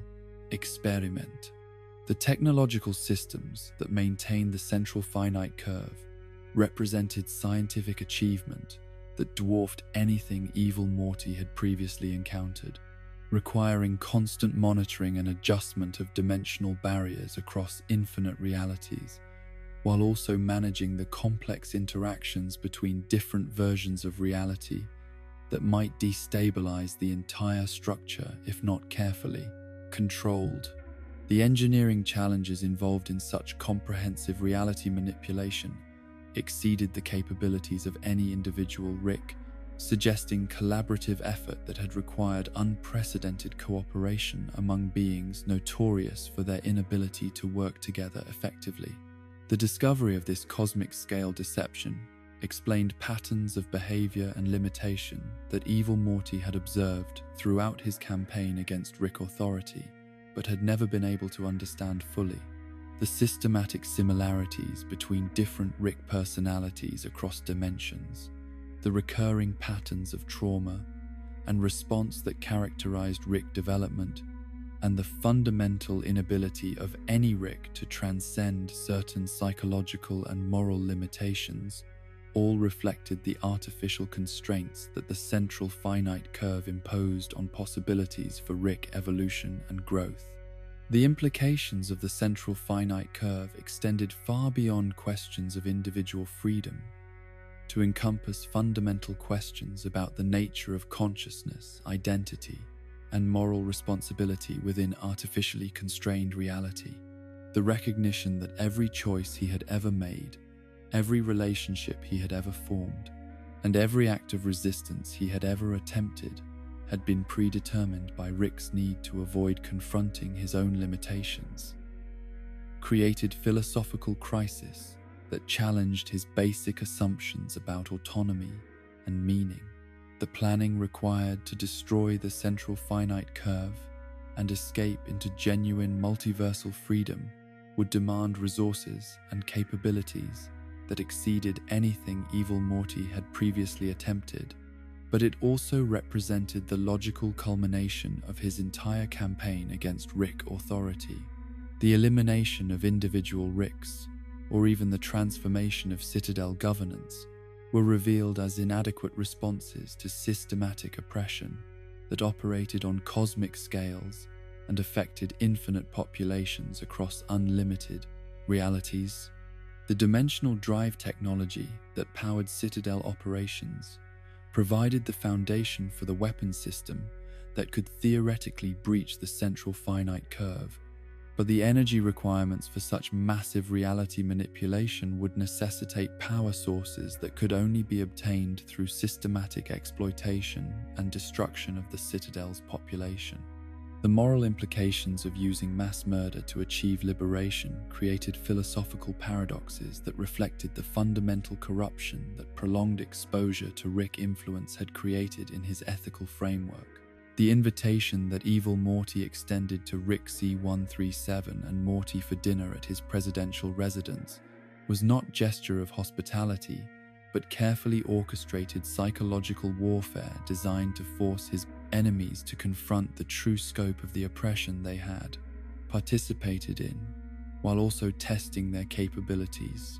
and responses under controlled conditions. The formal setting and civilized protocol masked comprehensive intelligence gathering operation that would provide crucial data for his final campaign. The dining room where this historic confrontation took place was equipped with surveillance and defensive systems that exceeded anything conventional governmental security could provide, but the real weapons were psychological rather than technological. The careful arrangement of seating, lighting, and conversational environment was designed to maximize evil Morty's advantages, while also creating optimal conditions for the revelations that would transform his guests' understanding of their situation and their relationship to broader, multiversal conflicts. The questions that evil Morty posed about the central finite curve during the dinner conversation were designed not to gather information he did not already possess, but to gauge Rick C-137's knowledge and emotional responses to concepts that would be crucial for the psychological manipulation that would follow. The casual manner in which he introduced topics of cosmic significance reflected his confidence in his ability to control the encounter's direction and outcomes. Rick's refusal to provide information about dimensional barriers and reality manipulation was entirely predictable and served evil Morty's purposes by justifying the more aggressive interrogation techniques that would follow. The stubborn defensiveness that Rick displayed when confronted with questions about his most sensitive secrets revealed psychological vulnerabilities that could be exploited through carefully calibrated applications of technological force and emotional manipulation. The restraint systems that evil Morty activated to trap his guests in their dining chairs represented technological capabilities that exceeded anything RIC-137 had encountered during his extensive multiversal travels, demonstrating advances in consciousness, manipulation, and physical control that suggested access to knowledge and resources from sources beyond conventional Rick science. The casual efficiency with which he immobilized his supposedly dangerous guests revealed the extent of his preparation for this encounter. The brain scan footage that evil Morty presented to his captive audience represented violation of Rick privacy and psychological autonomy that exceeded anything that conventional interrogation techniques could achieve, but it also provided comprehensive evidence of the systematic deception and reality manipulation that had shaped every aspect of their existence. The visual presentation of stolen memories was designed to maximize psychological impact, while also demonstrating the futility of resistance against his technological superiority. The revelation of Morty factories and systematic exploitation that the brain scan footage contained represented perhaps the most psychologically devastating aspect of the evidence evil Morty had compiled, as it forced Morty to confront the reality that his individual relationship with Rick was not unique or special, but was instead part of mass production system that treated alternate versions of himself as disposable resources for Rick. Entertainment and emotional support. The industrial facilities that the brain scan revealed were designed for maximum efficiency in producing and disposing of Morty clones, according to specifications that prioritized Rick's psychological needs over any consideration for the brained welfare or autonomy of the beings whose lives were being manufactured and terminated according to predetermined schedules. The systematic nature of the exploitation exceeded anything that individual cruelty could achieve, while also revealing the bureaucratic efficiency that characterized Rick approaches to managing resources they considered expendable. The genetic manipulation that these facilities employed to customize Morty characteristics according to Rick preferences demonstrated technological capabilities that reduced consciousness and identity to engineering problems that could be solved through appropriate application of scientific knowledge and manufacturing techniques. The transformation of sentient beings into consumer products represented moral violation that transcended conventional categories of crime or abuse.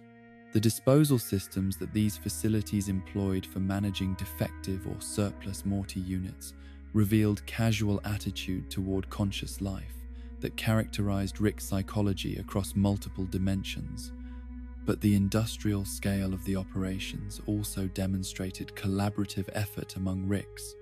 who normally refused to cooperate on projects that did not serve their immediate individual interests. The systematic nature of the exploitation required coordination that suggested deeper levels of Rick organization than conventional analysis had recognized. The escape that evil Morty allowed his guests after this revelation was not mercy or strategic oversight, but calculated psychological manipulation designed to ensure that they would carry the traumatic knowledge he had shared with them back to their normal lives, where it would continue to undermine their sense of security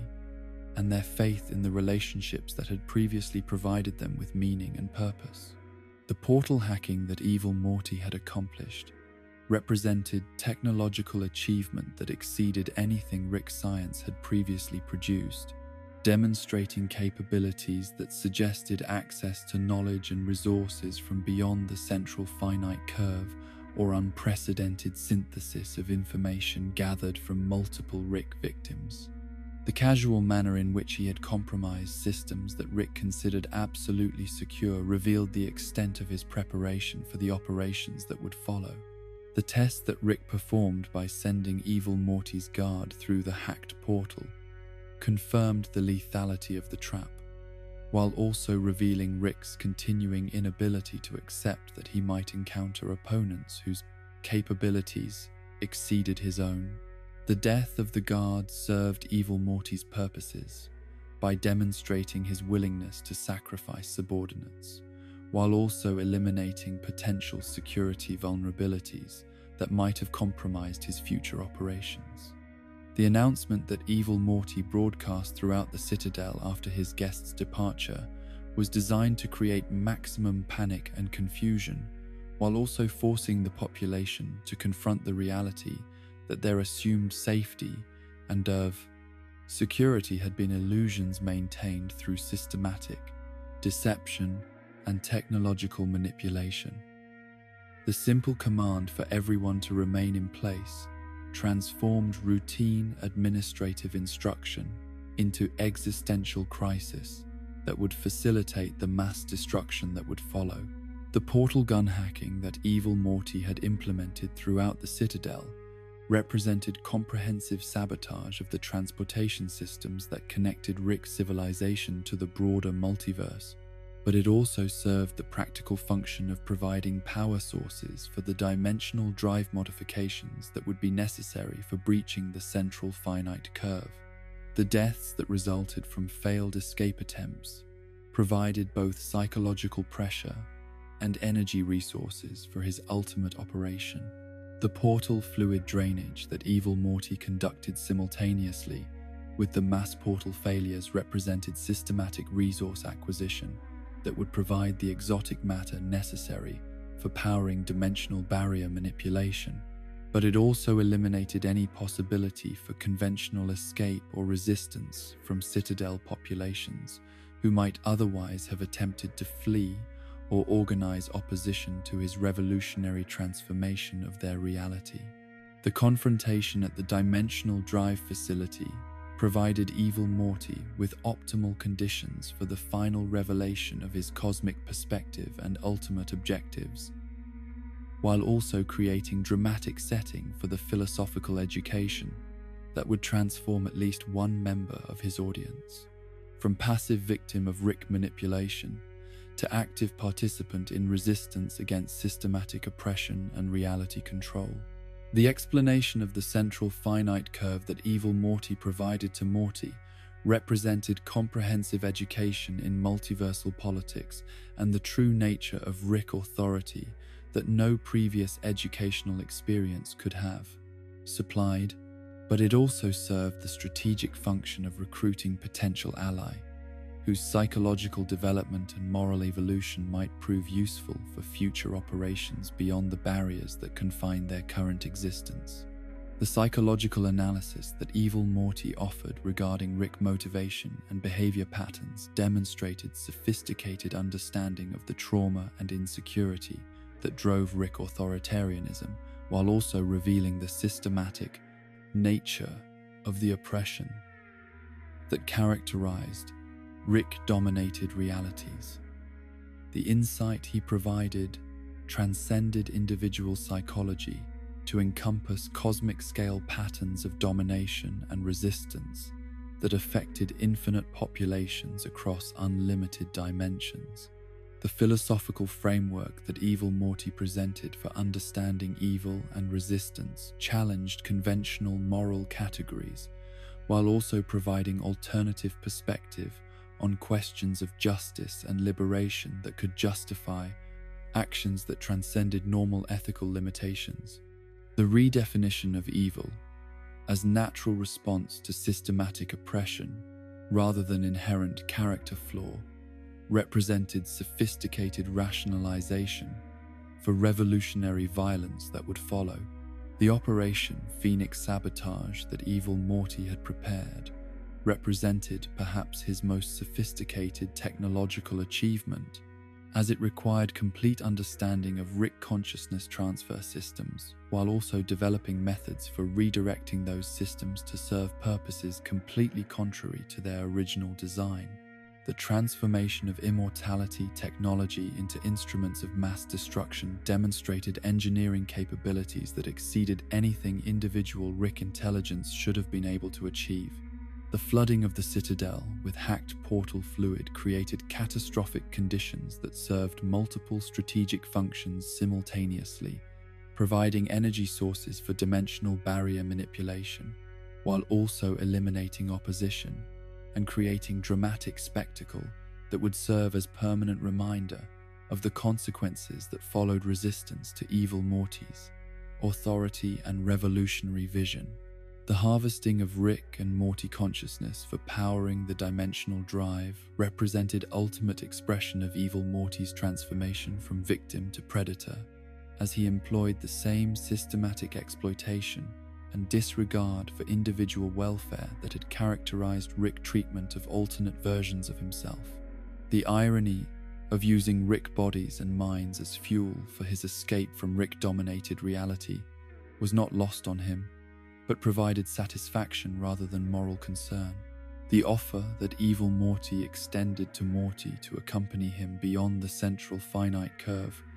was simultaneously genuine invitation and final test of his companion's readiness to transcend the psychological limitations and moral constraints that had characterized his development within Rick-dominated reality. The choice presented was between continued imprisonment within familiar oppression and uncertain freedom in realities that might offer genuine alternatives to systematic exploitation. The rejection of his offer and Morty's decision to assist Rick, rather than pursue liberation, represented both disappointment and confirmation of evil Morty's analysis regarding the psychological damage that prolonged exposure to Rick influence created in its victims. The loyalty that Morty displayed toward his oppressor demonstrated the effectiveness of the conditioning systems that maintained Rick authority, while also highlighting the challenges that genuine liberation would face, even among its supposed beneficiaries. The launch sequence that evil Morty initiated for his escape through the dimensional barrier represented culmination of years of planning and preparation, but it also marked his final transition from participant in Rick-dominated reality to cosmic exile whose future existence would be defined by complete separation from everything and everyone he had ever known. The smile that replaced his characteristic frown as he approached true freedom was both genuine expression of satisfaction and symbolic transformation from victim to liberated being, whose destiny would be entirely self-determined. The destruction that followed his breach of the central finite curve created chaos and collapse throughout the dimensional structure that had confined infinite populations for unknown periods. But the liberation that resulted also eliminated the artificial stability and security that Rick authority had provided in exchange for systematic oppression and reality control. The freedom that evil Morty achieved came at costs that extended far beyond his personal situation to encompass fundamental changes in the nature of existence for every conscious being within the former barriers of Rick-dominated reality. The freedom that evil Morty had purchased through the destruction of the central finite curve was initially everything he had imagined it might be during his years of imprisonment within Rick's carefully constructed psychological barrier, offering him access to realities where Rick Sanchez was not the dominant force shaping events, and where possibilities existed for forms of existence that transcended the systematic oppression and exploitation that had characterized every aspect of his development, from traumatized victim to cosmic-scale predator.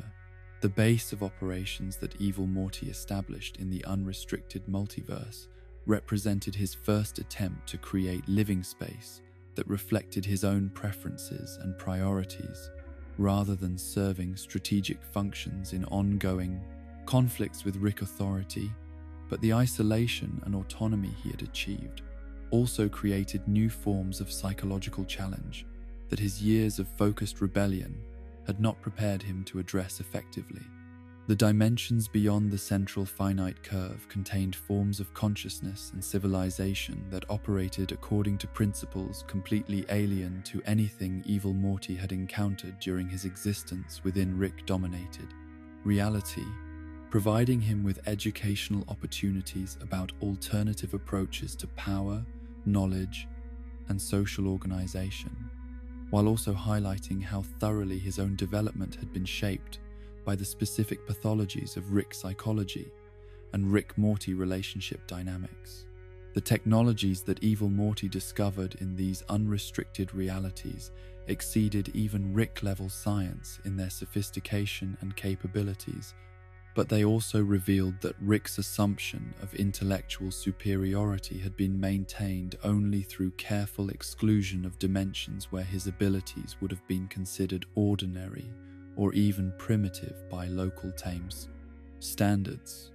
The recognition that Rick genius was relative rather than absolute provided validation for his rebellion, while also raising uncomfortable questions about the significance of his own achievements. The peaceful existence that evil Morty initially enjoyed in his new home base was characterized by freedom from constant threat assessment and strategic planning that had consumed every aspect of his consciousness for years. But the absence of clear enemies and concrete objectives also created existential vacuum that his psychology was not equipped to fill with constructive activities or meaningful relationships. The monitoring systems that evil Morty maintained to observe conditions within the collapsed central finite curve provided him with intelligence about the chaos and suffering that had followed his liberation,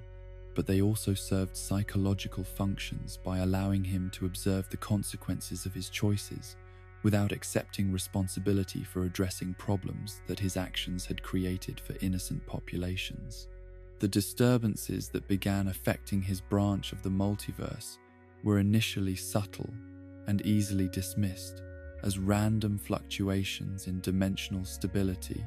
but their increasing frequency and intensity suggested systematic disruption of multiversal equilibrium that threatened not just his personal security but the stability of entire reality clusters that contained billions of conscious beings whose welfare had never been considered during his planning for escape. The investigation that evil Morty conducted into the source of these disturbances revealed that Rick C-137 and Morty were conducting systematic searches across multiple dimensions in pursuit of Rick Prime,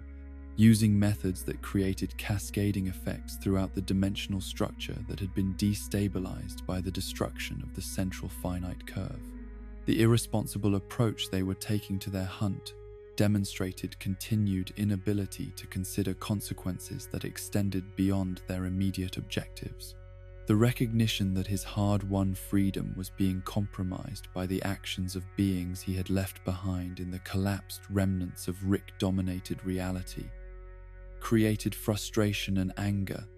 that transcended his normal strategic calculations,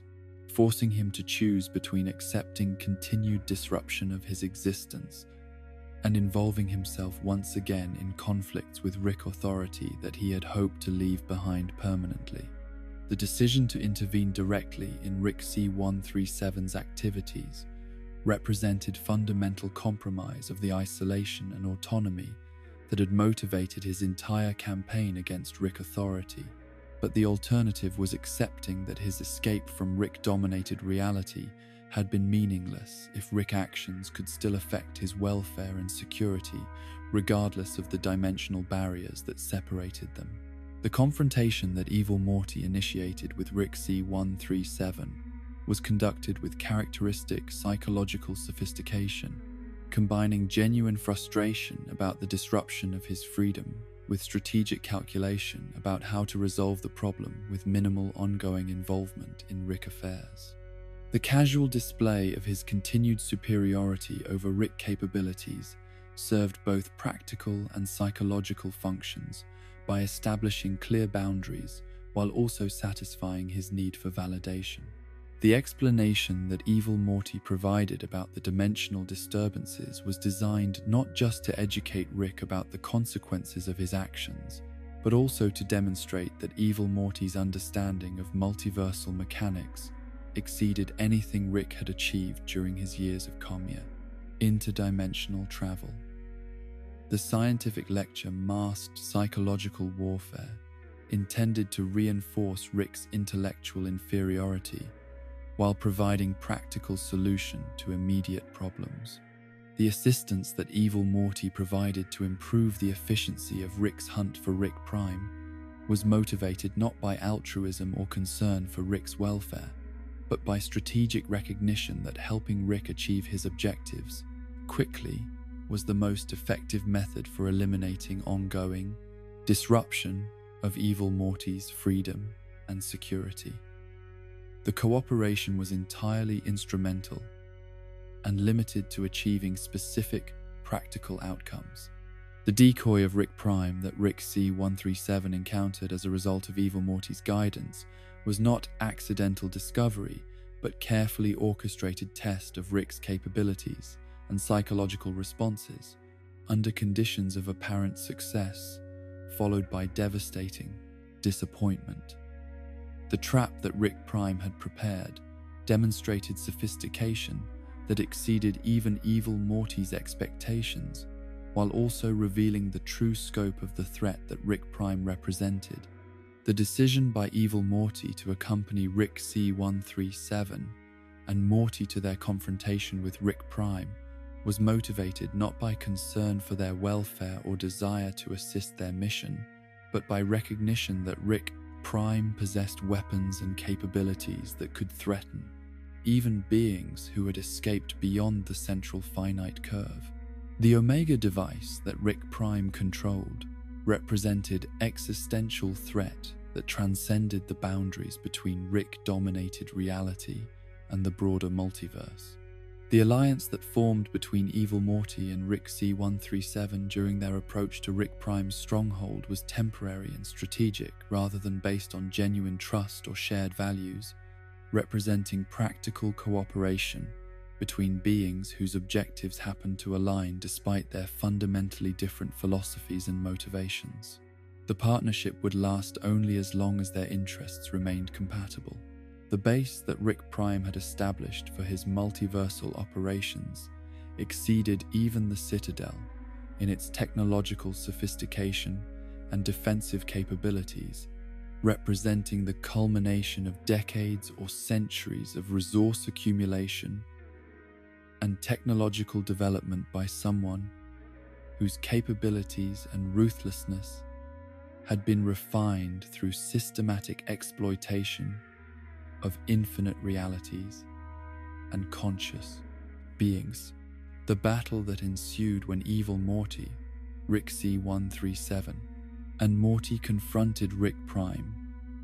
demonstrated the vast gap between individual Rick capabilities and the cosmic-scale threat that Rick Prime had become through his systematic acquisition of knowledge and resources from across the Pepe multiverse. The overwhelming superiority that Rick Prime displayed suggested that he had evolved beyond normal Rick limitations through methods that remained mysterious. The defeat that evil Morty and Rick C-137 suffered during their initial confrontation with Rick Prime was comprehensive and humiliating, demonstrating that even their combined capabilities and resources were inadequate for challenging someone who had spent decades preparing for exactly such encounters. The ease with which Rick Prime neutralized their attacks revealed strategic and technological advantages that neither of them had anticipated. The reunion between Morty and Rick Prime was characterized by casual cruelty and psychological manipulation that exceeded even normal Rick standards for treatment of their Morty companions. But it also served Rick Prime's strategic objectives by creating emotional distraction that could be exploited to achieve tactical advantages during the continuing conflict. The personal dimension of their relationship provided Rick Prime with psychological weapons that purely technical capabilities could not match. The moment when Morty stunned Rick Prime represented the kind of unexpected reversal that evil Morty had learned to anticipate and exploit during his years of systematic predation against Rick targets. But the opportunity created also required perfect timing and coordination to transform temporary advantage into permanent victory over enemy whose recovery would mean certain death for all of them. The deception that evil Morty employed by switching clothing and eye patch with Morty was masterpiece of misdirection that exploited Rick Prime's psychological assumptions and emotional responses while also demonstrating evil Morty's continued superiority in strategic thinking and tactical planning under extreme pressure. The confusion created by the identity switch provided crucial seconds that made the difference between victory and defeat. The incapacitation of Rick Prime through Morty's stunning attack created the opportunity that evil Morty had been waiting for throughout the entire confrontation, allowing him to employ the consciousness manipulation techniques he had perfected during his years of systematic torture and murder against the most dangerous individual in known existence.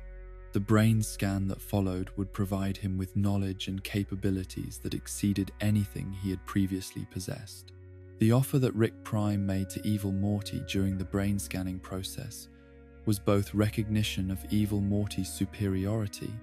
and attempt to recruit him as ally in future multiversal operations.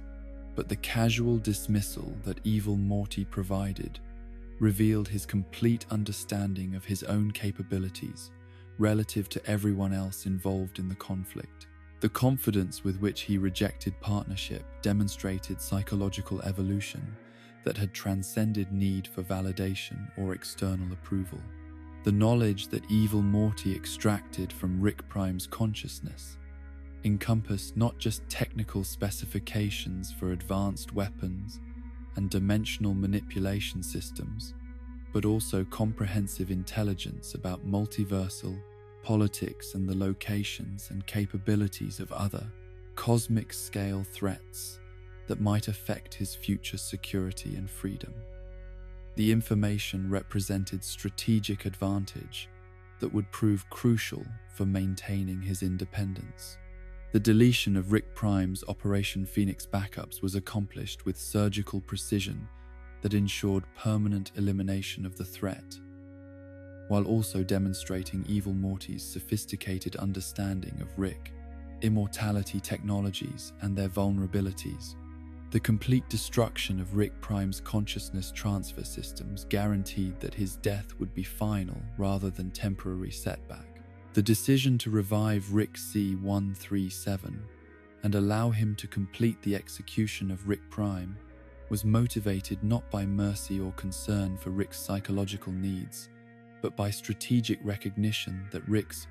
completion of his revenge quest would eliminate ongoing sources of multiversal disruption, while also providing evil Morty with valuable intelligence about Rick's psychology under conditions of ultimate success. The destruction of the Omega device that evil Morty accomplished during Rick's distraction eliminated the immediate existential threat that had motivated his involvement in the conflict, but it also demonstrated his continued commitment to preventing any individual or organization from achieving the kind of cosmic-scale power that could threaten his autonomy and security, regardless of dimensional boundaries. The conversation that evil Morty had with Rick C-137 after Rick Prime's death revealed his sophisticated understanding of revenge psychology and the psychological emptiness that followed the achievement of life-defining objectives. But it also served strategic functions by providing Rick with accurate expectations about his future emotional state, while reinforcing evil Morty's superior understanding of fundamental questions about meaning and motivation.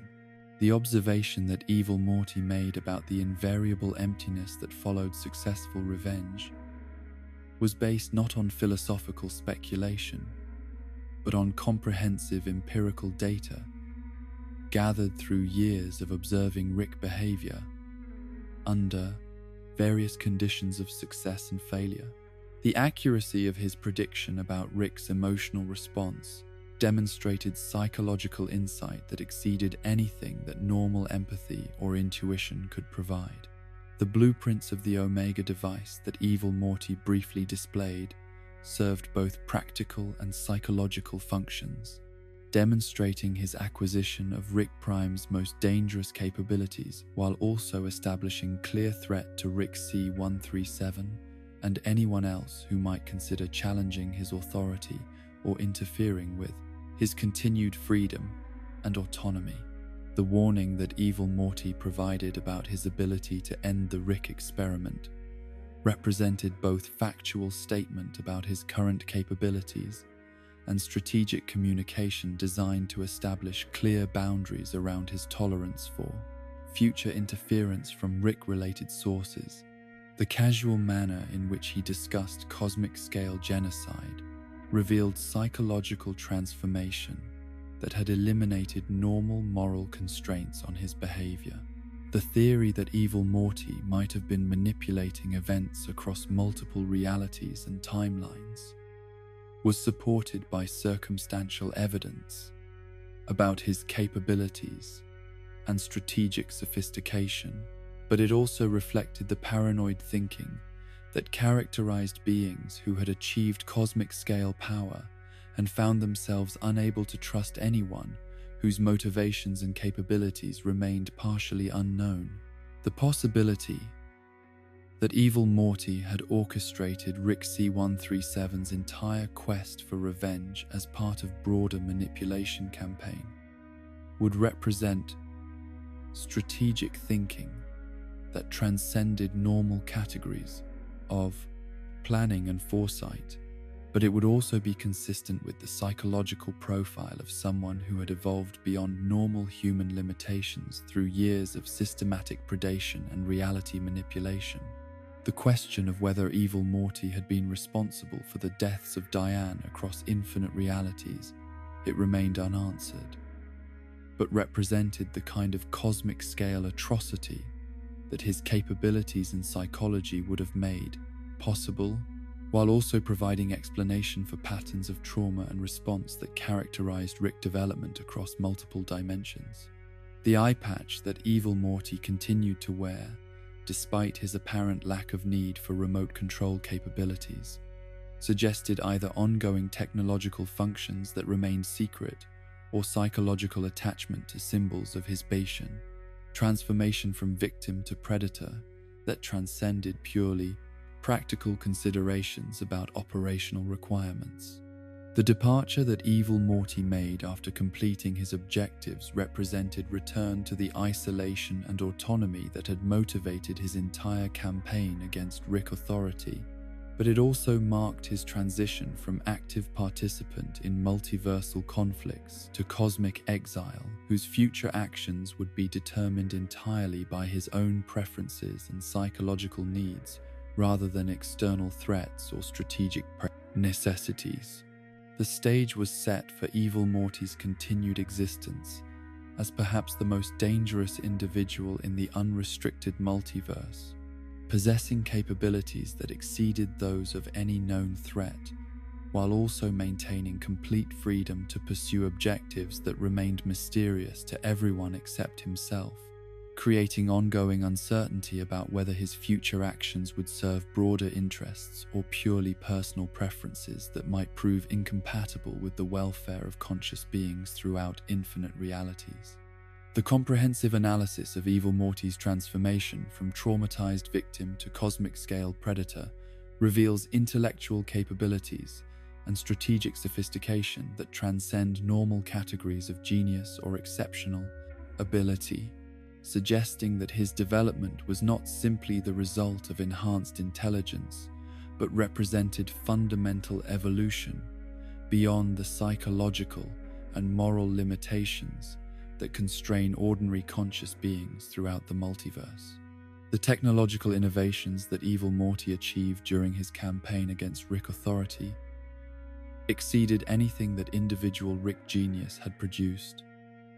despite their centuries of scientific advancement and resource accumulation. But his superiority was not merely technical, but encompassed psychological insight and strategic thinking that enabled him to anticipate and counter defensive measures that should have been beyond his ability to predict or overcome. The eye patch control device that served as Evil Morty's primary weapon against Rick consciousness represented genuine breakthrough in neurotechnology that combined understanding of brain function with engineering capabilities that could override the mental defenses and technological augmentations that Ricks employed to protect themselves from external manipulation. The sophistication of the neural interfaces he developed suggested access to knowledge sources that extended beyond anything available within conventional Rick science. The systematic nature of Evil Morty's campaign of torture and murder revealed organizational capabilities that enabled him to coordinate complex operations across multiple dimensions while maintaining absolute operational security against beings whose paranoia and defensive capabilities represented the highest levels of multiversal threat awareness. The logistics of managing interdimensional kidnapping, transportation, and execution networks exceeded anything that individual genius should have been able to accomplish without detection. The political sophistication that Evil Morty demonstrated during his electoral campaign and subsequent consolidation of power represented mastery of social psychology and mass manipulation techniques that transcended anything that normal political science or leadership development could explain. His ability to inspire genuine loyalty and enthusiasm among oppressed populations while simultaneously orchestrating systematic deception and mass murder suggested psychological capabilities that operated beyond normal categories of charisma or strategic thinking. The philosophical frameworks that Evil Morty developed to justify his actions represented sophisticated synthesis of revolutionary ideology with nihilistic worldview that provided intellectual foundation for behaviors that transcended conventional moral categories without relying on simple sadism or psychological pathology. The coherence and comprehensiveness of his ethical rationalization suggested genuine intellectual development rather than post hoc justification for impulsive violence. The question of Evil Morty's ultimate responsibility for the traumatic events that shaped Rick C-137's development remains one of the most disturbing possibilities raised by analysis of his capabilities and psychological profile. The technical feasibility of using captured Rick Prime as puppet to conduct systematic murder of Diane across infinite realities would have been within Evil Morty's demonstrated abilities, while also providing explanation for patterns of trauma and response that characterized Rick development throughout the central finite curve. The strategic advantages that such comprehensive manipulation would have provided to Evil Morty encompass not just elimination of potential threats and acquisition of useful allies, but also creation of controlled experimental conditions for studying Rick's psychology and developing countermeasures against Rick defensive capabilities. The transformation of Rick C-137 from potential enemy into unwitting tool for achieving Evil Morty's objectives would represent manipulation on scales that exceed anything previously documented in multiversal conflict. The temporal complexity required to orchestrate events across multiple decades and countless dimensions suggests either precognitive abilities that transcend normal consciousness limitations or access to time manipulation technologies that would enable retroactive modification of historical events according to predetermined strategic objectives. The possibility that Evil Morty's entire observable timeline represents carefully constructed deception designed to conceal his actual capabilities and motivations cannot be dismissed given the sophistication of his other achievements The psychological profile that emerges from comprehensive analysis of Evil Morty's documented actions reveals an individual whose intellectual and emotional development transcended normal human limitations through systematic elimination of cognitive biases and emotional constraints that prevent ordinary beings from achieving maximum efficiency in pursuing strategic objectives. The person who emerged from this process of self-optimization bears little resemblance to the traumatized boy who originally sought simple escape from Rick's abuse. The moral framework that Evil Morty constructed to guide his behavior represents a sophisticated philosophical system that acknowledges the reality of suffering while rejecting traditional constraints on actions designed to minimize or eliminate sources of systematic oppression. The utilitarian calculations that justify his mass murder and reality manipulation operate on scales that encompass infinite populations and unlimited time horizons, creating ethical framework that makes conventional moral objections seem provincial and irrelevant. The technological capabilities that Evil Morty demonstrated throughout his campaign suggest access to knowledge sources that extend beyond anything available through conventional scientific research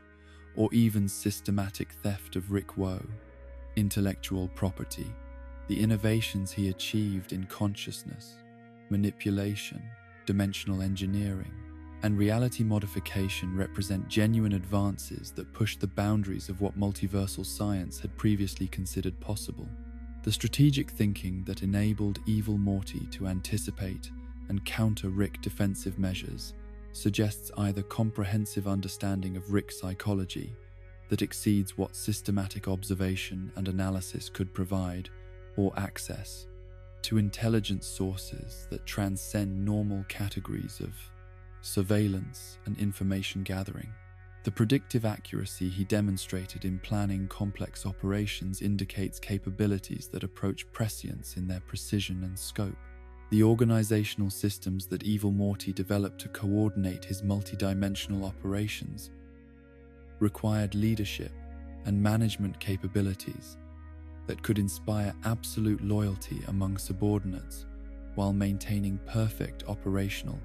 security against beings whose detection and infiltration capabilities represented the highest levels of multiversal threat assessment. The infrastructure he constructed exceeded anything that individual genius should have been able to create without extensive collaboration and resource sharing. The psychological warfare techniques that Evil Morty employed against his various enemies demonstrated understanding of consciousness and identity that enabled him to predict and manipulate emotional responses with precision that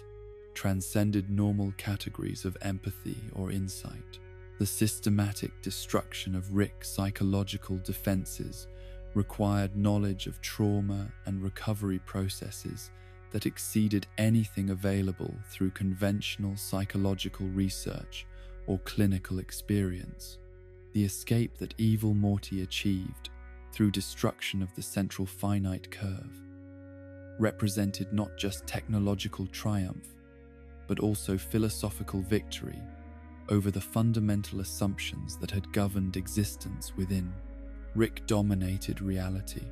The liberation he accomplished transcended personal freedom to encompass cosmic-scale transformation of the basic structure of multiversal civilization and the relationships between different categories of conscious beings. The prophecy contained within the meta-fictional framework of Never Ricking Morty suggests that Evil Morty's ultimate objectives extend beyond simple escape or revenge to encompass systematic elimination of Rick authority throughout the multiverse through coordinated campaign of manipulation and control that would transform him from exile to supreme authority over infinite realities and unlimited populations of conscious beings.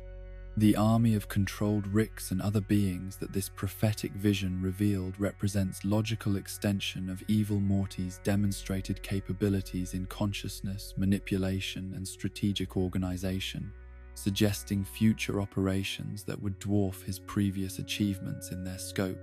and implications for multiversal civilization.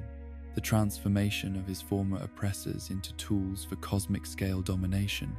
would represent ultimate reversal of traditional power relationships.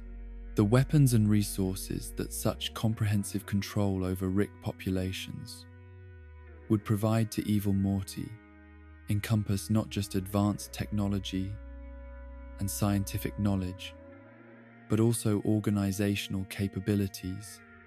and strategic assets that could challenge any threat or opposition that might emerge from unrestricted portions of the multiverse. The systematic exploitation of Rick, intellectual and technological capabilities would create power base that transcended anything that individual genius could achieve. The philosophical implications of evil Morty's potential transformation from liberation seeker to multiversal tyrant reflect fundamental questions about the relationship between power and moral responsibility that transcend conventional ethical frameworks. The possibility that genuine freedom from oppression requires capabilities that inevitably corrupt those who achieve them suggests tragic inevitability in the evolution of resistance movements toward authoritarian control. The psychological costs of evil Morty's achievements remain largely invisible but encompass systematic elimination of emotional responses and moral intuitions that might have provided foundation for authentic relationships and meaningful connections with other conscious beings. The isolation and autonomy he achieved came at price of his capacity for genuine human experience and authentic emotional connection. The legacy that evil Morty created through his systematic campaign against Rick authority extends beyond individual liberation to encompass fundamental transformation of multiversal civilization and the basic assumptions that govern relationships between different categories of conscious beings. The precedent he established demonstrates that systematic oppression can be overcome through sufficient application of intelligence and strategic thinking, but also reveals the moral costs that such achievements require. The question of whether evil Morty represents ultimate expression of victimized intelligence, transcending its limitations, or cautionary example of power corrupting even the most justified resistance, remains central to understanding the broader implications of his existence for multiversal civilization. The answer determines whether his story represents hope for liberation from systematic oppression or warning about inevitable corruption of revolutionary movements. The chess game that evil Morty appears to be conducting across infinite dimensions suggests strategic thinking that operates on timescales and complexity levels that exceed normal categories of planning and foresight. But it also raises questions about the ultimate objectives that could justify such comprehensive manipulation of reality and consciousness throughout the multiverse. The endgame he envisions remains mysterious, but its implications for other conscious beings are potentially catastrophic. The recognition that evil Morty achieved capabilities that exceed those of any known individual while maintaining complete autonomy and freedom from external control, establishes him as perhaps the most significant force shaping multiversal civilization. But it also creates uncertainty about whether his continued existence represents opportunity for positive change or existential threat to every other conscious being in infinite realities. The stage is set for evil Morty's continued evolution as cosmic-scale entity whose future actions will determine the fate of countless civilizations and infinite populations, but the psychological and moral framework that will guide those actions remains fundamentally unknowable to beings who have not undergone similar transformation from human limitations to cosmic consciousness, operating beyond normal categories of morality and meaning. And so we reach the end of evil Morty's known story, a chronicle that forces us to confront the most fundamental questions about the nature of freedom, intelligence, and moral responsibility in a universe where unlimited power makes traditional ethical frameworks seem quaint and inadequate. The boy who began his journey as a victim of systematic abuse and exploitation achieved something that no other being in recorded multiversal history had accomplished: complete liberation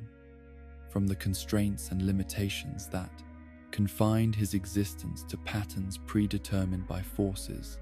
beyond his control. Evil Morty's transformation from stammering, terrified grandson into cosmic-scale entity capable of manipulating the fundamental structure of reality itself represents perhaps the most dramatic evolution of consciousness and capability that has ever been documented across infinite dimensions. The psychological and intellectual development that enabled him to transcend every limitation that Rick authority could impose required systematic elimination of human emotional responses and moral intuitions that might have provided foundation for authentic relationships and meaningful connections with other conscious beings.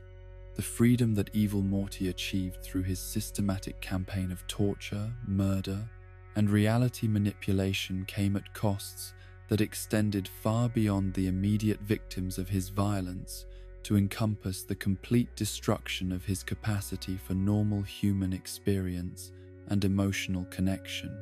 The liberation he accomplished was simultaneously total and empty, providing him with unlimited autonomy, while eliminating every source of meaning and purpose that might have made such autonomy valuable or fulfilling. The question of whether Evil Morty's actions were justified by the systematic oppression he experienced remains one of the most complex moral problems raised by his existence, as it forces us to consider whether any amount of suffering can justify responses that transcend conventional ethical categories and threaten the welfare of infinite populations across unlimited realities. The utilitarian calculations that might support his revolution operate on scales so vast that individual human intuitions about right and wrong seem irrelevant to their resolution. The legacy that Evil Morty created through his escape from the central finite curve encompasses not just personal liberation, but fundamental transformation of the basic structure of multiversal civilization and the relationships between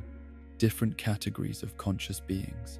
The precedent he established demonstrates that systematic oppression can be overcome through sufficient application of intelligence and strategic thinking, but it also reveals that such achievements require moral compromises that may eliminate everything that makes victory meaningful.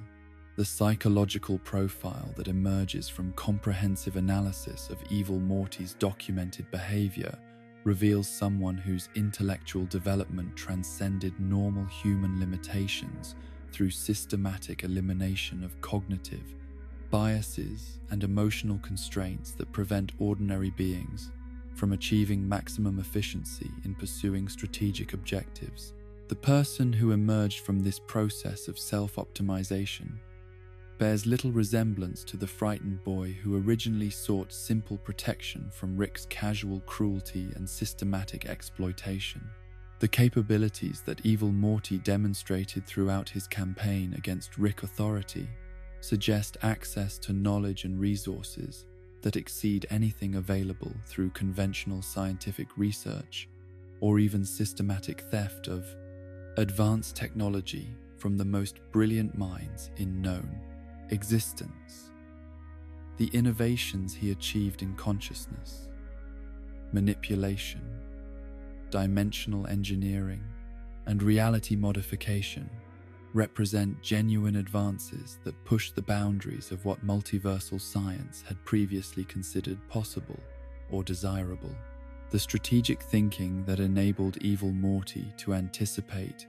and counter defensive measures developed by beings whose paranoia and capabilities represented the highest levels of multiversal threat assessment suggests either comprehensive understanding of consciousness and psychology that transcends normal categories of insight or access to information sources that operate beyond conventional limitations of observation and analysis. The isolation that evil Morty achieved through his escape into the unrestricted multiverse provided him with the autonomy and security he had sought throughout his campaign against Rick Authority, but it also eliminated every source of validation and meaning that might have provided foundation for continued psychological development and emotional growth. The freedom he accomplished was complete, but also completely empty of the relationships and connections that make existence meaningful rather than simply possible. The mystery that surrounds evil Morty's ultimate objectives and future plans creates ongoing uncertainty about whether his continued existence represents opportunity for positive change in multiversal civilization or existential threat to every other conscious being in infinite realities. The capabilities he possesses and the psychological framework that guides his decision-making processes remain fundamentally unknowable to beings who have not undergone similar transformation from human limitations to cosmic consciousness. The philosophical implications of evil Morty's story extend beyond questions of individual freedom and moral responsibility to encompass fundamental problems about the nature of consciousness, identity, and meaning in contexts where unlimited power makes traditional assumptions about human nature and ethical obligation seem provincial and inadequate. His existence forces us to confront the possibility that genuine liberation from systematic oppression requires capabilities that inevitably corrupt those who achieve them. The chess game that evil Morty appears to be conducting across infinite dimensions suggests strategic thinking that operates on timescales and complexity levels that exceed normal categories of planning and foresight. But the endgame he envisions remains mysterious and potentially catastrophic for other conscious beings who lack his capabilities and psychological detachment from normal human values and emotional responses. Perhaps evil Morty's greatest tragedy is not his transformation from victim to predator, but his achievement of everything he thought he wanted, only to discover that unlimited freedom and absolute power cannot provide substitutes for the human connections and emotional authenticity that his systematic campaign of liberation systematically eliminated from his psychological repertoire. The boy who sought simple escape from abuse became something that transcends normal categories of consciousness and moral responsibility, but the costs of his transformation may have eliminated everything that made his original suffering meaningful rather than simply inevitable. The recognition that evil Morty succeeded in breaking every chain that bound him to Rick-dominated reality, while simultaneously forging new forms of imprisonment within his own psychological limitations and moral framework, suggests that genuine freedom may be impossible to achieve through violence and manipulation, regardless of how justified such methods might seem when applied to systematic oppression and exploitation. As you drift towards sleep, consider that evil Morty's story serves as both inspiration and warning about the possibilities and costs of transcending limitations that seem absolute and unchangeable. His achievement of impossible liberation demonstrates that no form of oppression is truly permanent or insurmountable, but his simultaneous loss of everything that might have made liberation meaningful reminds us that the methods we choose for pursuing freedom ultimately determine whether our victories provide genuine fulfillment or merely different forms of emptiness and isolation. Rest now, knowing that, unlike evil Morty, your existence unfolds within limitations that also provide structure and meaning, surrounded by relationships that constrain your choices, while also offering possibilities for authentic connection and shared experience that no amount of cosmic power can replace once it has been systematically eliminated through the pursuit of absolute autonomy and unlimited control over reality itself. Sweet dreams in this singular dimension, where freedom and connection remain compatible possibilities, where intelligence guided by wisdom and compassion can achieve meaningful change without requiring the systematic elimination of everything that makes existence valuable, rather than simply possible in the endless expanse of infinite realities and unlimited power.